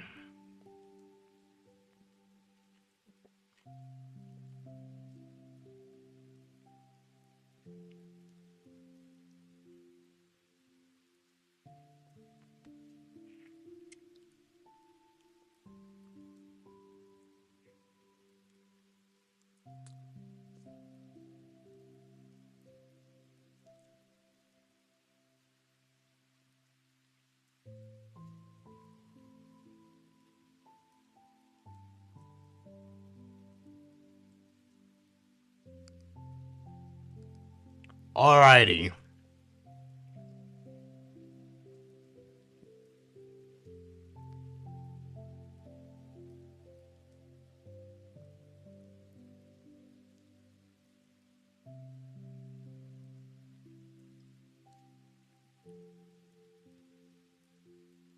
So generative AI refers to the class of AI or artificial intelligence models that can create new content, such as image, text, music, or even videos by learning patterns from existing data.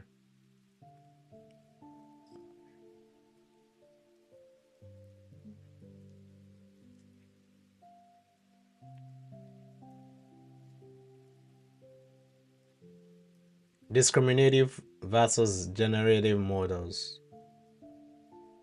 Discriminative models focus on distinguishing between different classes. For example, a discriminative model might predict whether an image contains a cat or a dog.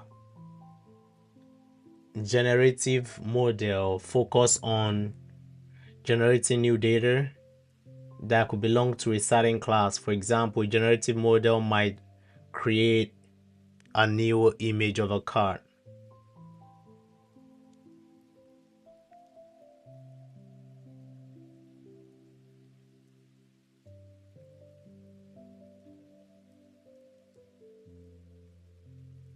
Image generation and enhancement, deepfakes, text generation, music composition, drug discovery, art creation.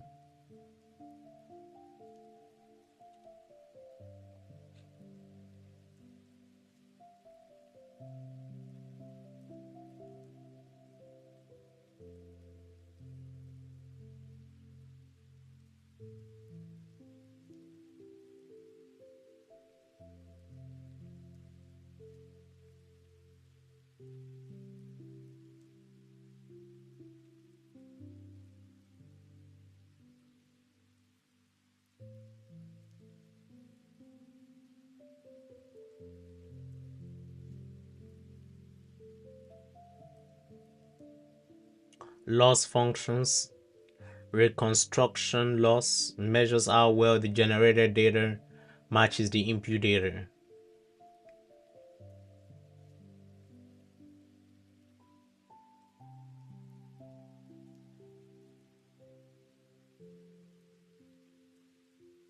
So the latent space is where the generative model encodes or stores the understanding of the data. Navigating through that latent space allows the model to generate variations of the original data. That is why if I go through this chart again and tell ChatGPT I need you to generate something new, it's gonna generate something new. But all that knowledge is stored in the latent space. Then training generative, these models are trained using large data set. That's why the foundational models are called large language models. To learn the understanding distribution of the data, the model involves minimizing the difference between the generated data and the actual data. Okay. Loss functions, reconstruction loss measures how well the generated data matches the input data. Okay. And adversarial loss used in the generative adversarial networks, that's GANs, where a discriminator model tries to distinguish between real and generated data.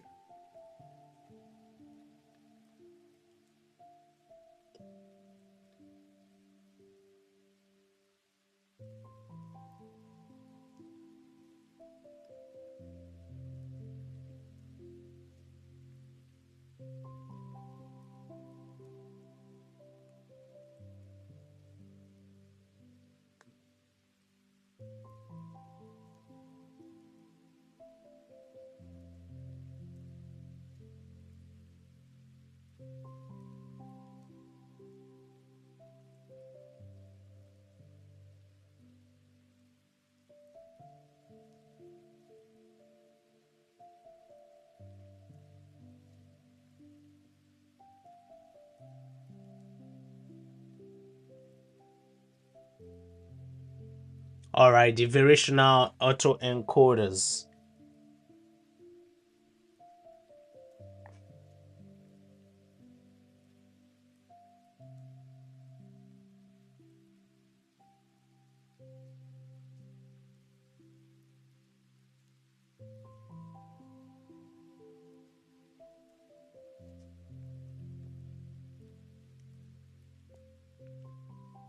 So the encoder compresses the input data into the latent space, while the decoder is what now reconstructs that data from the latent space to then give us a new output. So basically, when I make a okay, the encoder takes all those data that is being stored in the training data for the generative AI, is storing them in the latent space. It's compressing the input data. Now when I'm asking a question from ChatGPT, the decoder is what now does the work of reconstructing that data to generate to me a new response. So hence generative AI either is an image I'm generating, or a text form or video format, or whatever I want it to generate for me. Variational autoencoders are trained to ensure that the latent space representation follows a Gaussian, that is a normal distribution, which allows for smooth interpolation and generation of new data points. So what are the applications? Image reconstruction, anomaly detection, and latent space exploration. Diffusion models. These models learn to gradually transform a simple distribution, Gaussian noise, into a target data distribution by reversing a diffusion process.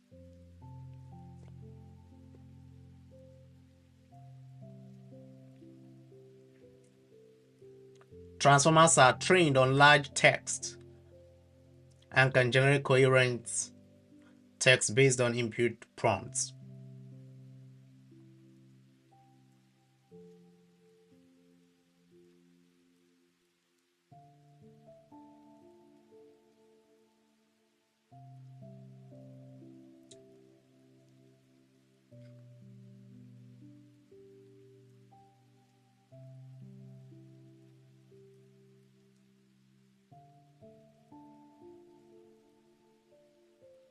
So deepfake is what does the creation of realistic fake videos by swapping faces in videos. We'll be rounding off in the next 10 minutes.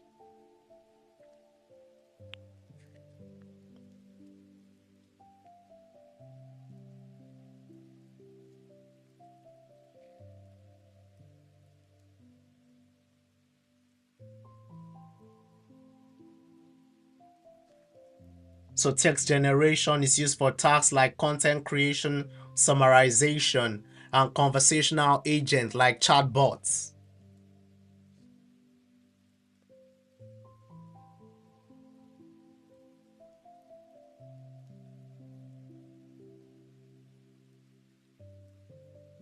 So we are using TensorFlow, Keras, you build the build generator. So the model is where when you do the define function build generator, model is the TensorFlow.keras.sequential, and then how dense do you want the layer to be, the liquid ReLU, how dense, and then you have all those having the different layers of the neural network. Then you are defining the discriminator.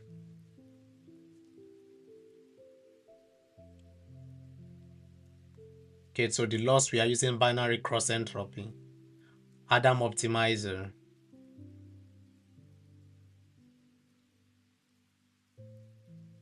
And then for each epoch, you want to remove the noise, normalizing it, removing misleading label.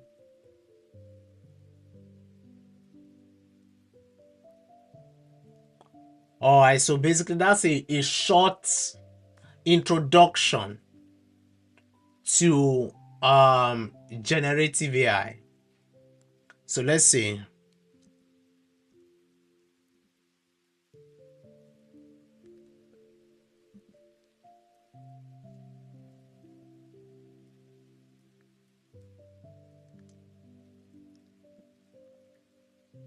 So how will you build a software application with generative AI?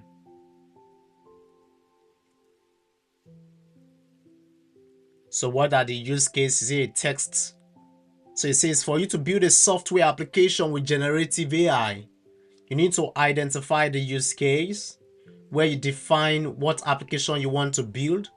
Is it a text generation, such as automated content creation or chatbot or code generation? Okay. Define what success looks like for your application. Identify the target audience you want to interact with. Okay. Gather and prepare your data. So where are you getting your data from? A large corpus of text data for text generation. Image generation, a large data set of images, either from ImageNet, or music generation, a large data set of music data. You clean the data, remove noise, duplicates, and irrelevant information from the data, format it, convert it into a format suitable for your generative model. You might need to resize your image, you might need to tokenize your text. If you're doing a lot of stuff with respect to natural language processing, sentiment analysis, and stuff. Then augmentation. Consider augmenting the data, rotating the image, altering the text to increase the data set size and variety. Then you choose how do you want to go about it. Do you want to just use the long short-term memory, a transformer model, or you want to use a pre-trained transformer like a GPT, like ChatGPT? So I'm going to do a quick dive into this LSTM and transformer model real quick for text generation. Or do you want to just do stuff with respect to diffusion models or variational autoencoders or RNN, recurrent neural network or transformer model? Consider your pre-trained data. You can use Hugging Face transformer for text generation. Okay, for your pre-trained models. Then you build and train the model. You can use PyTorch, you can use Hugging Face transformer or TensorFlow to train your data. Design the architecture, the layers, the activation function. Train the model on your dataset. Then how do you deploy it? You want to deploy to AWS, Google Cloud, or Azure. You can have create a RESTful API using frameworks like Flask or Fast API to expose the model's functionality. Then you can build the application. You can use React for your front end, the back end where you handle all your user requests, interact with the model, and return the generated output. And then you can integrate by connecting the front end to the back end via API calls. The back end interact with the deploy model to generate content based on user input. And then we test. After you've deployed the application, you have to test it. Functional testing, performance testing. The functional testing, you do all the tests to be sure that it's actually doing what it's expected to do. Performance testing, you want to do stuff like checking the response time, the load handling, so that you can also see if you need to, do some stuff with scalability. All this performance tests need to take place before we launch the application. Then user testing, this is where what we call beta testing, and then deploy the application to production. You can use Heroku, AWS Elastic Beanstalk or Docker for easy deployment. For monitoring, you can use Grafana, Prometheus, other cloud cloud services to monitor your application's performance, the usage, and the error. And then ethical. So how do you build a text generating applications? So for example, use an existing data set like the OpenAI GPT-3 dataset, or create your own dataset of blog posts. You use a pre-trained model like GPT-3, and then I think the Vertex AI, they have their own too. That you can also use. Fine-tune the model on your specific dataset if necessary. Then use this API. You can use Flask. From Flask, import Flask request and JSONify. Import OpenAI. So you call your application and then you generate the text. The prompt is request.json.get the prompt. And then this is OpenAI.completion.create. The engine you're using is text DaVinci 003. The prompt is prompt and then the max token. And you return it as a JSON. And then you can deploy this simple application with a simple JavaScript, HTML, CSS, or you can use React and then you deploy it to a Roku. Alright, but I wanted to quickly check some stuff. Okay.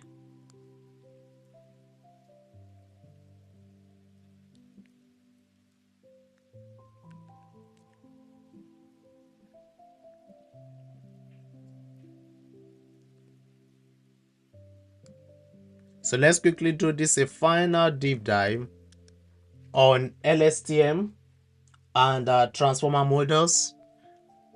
So LSTM, long short-term memory and transformer models are powerful architecture used for sequence modeling. We use them a lot in natural language processing. Okay, time series forecasting and more. Despite their common use case, they have distinct architecture and strength. Let's explore in detail. So what is LSTM? Long short-term memory is a type of recurrent neural network designed to capture long-term dependencies in sequential data. Traditional RNNs suffer from issues like vanishing gradients, which makes it hard to learn long-term dependencies. LSTM addressed this by introducing a memory cell that can maintain its state over time. So the core of the LSTM that retains information over time is the memory cell. And then we have LSTM have 3 gates that control the flow of information. The forget gate, the input gate, and the output gate.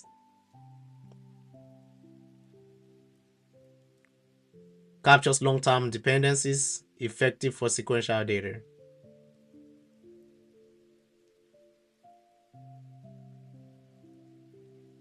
It's very useful for time series forecasting, speech recognition.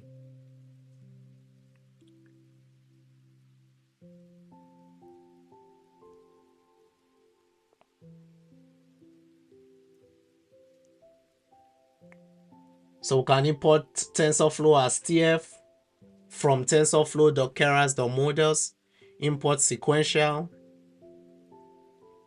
and then from TensorFlow.keras.layers, import LSTM and dense, and then the model is sequential, just as we said here. There, it is good to capture long-term dependencies in sequential data. So the model is sequential. Model.add LSTM 50, input shape 100,1, and then we add the dense, and then model.compile. The loss is mean square error, and optimizer is Adam, and then we can print a model summary. However, a transformer model represents a significant leap in sequence modeling, especially in NLP task. Introduced in the paper, attention is all you need. Transformer rely on a mechanism called self-attention to process sequences in parallel rather than sequentially. So LSTM, RNN, they process sequences in sequential order. They process data sequentially, but this one process sequences in parallel. This allows transformer to handle much longer sequences efficiently. So the architecture is self-attention mechanism. Each element in a sequence attends to every other element to capture attention scores, allowing the model to focus on important parts of the sequence.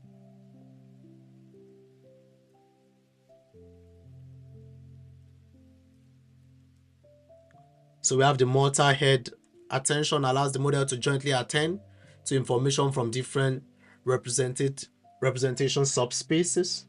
Position encoding, since transformers don't inherently understand the order of sequences, unlike RNN, LSTM, position encoding are added to impute embeddings to introduce the notion of order.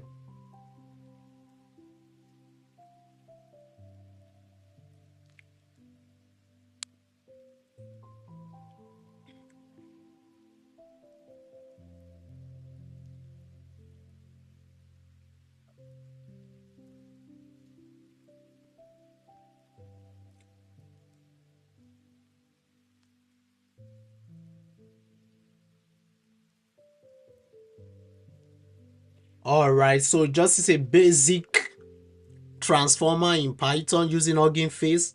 So from transformer, we import auto tokenizer, auto model for sequence classification.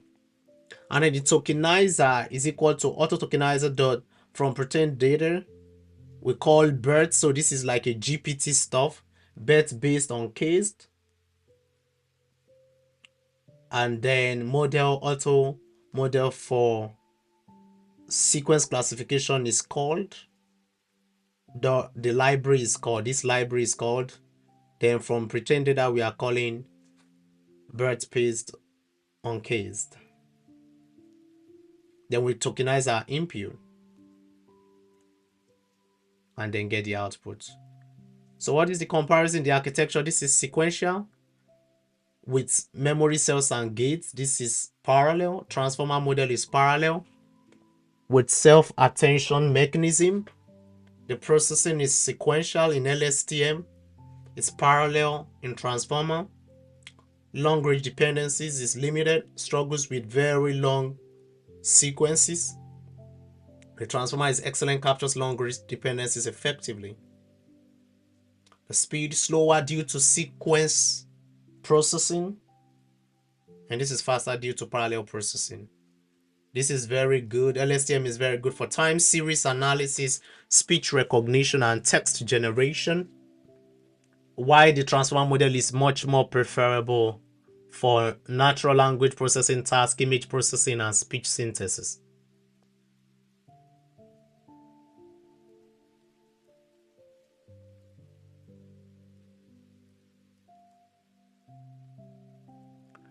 Alrighty, this is where we're gonna bring it to an end. This is where we're gonna bring it to an end. Thank you so much for tuning in this about 3 hour study session, which was interesting. Yeah, we're able to do 3 hour study session. Have a good day. God bless you. And thank you for tuning in.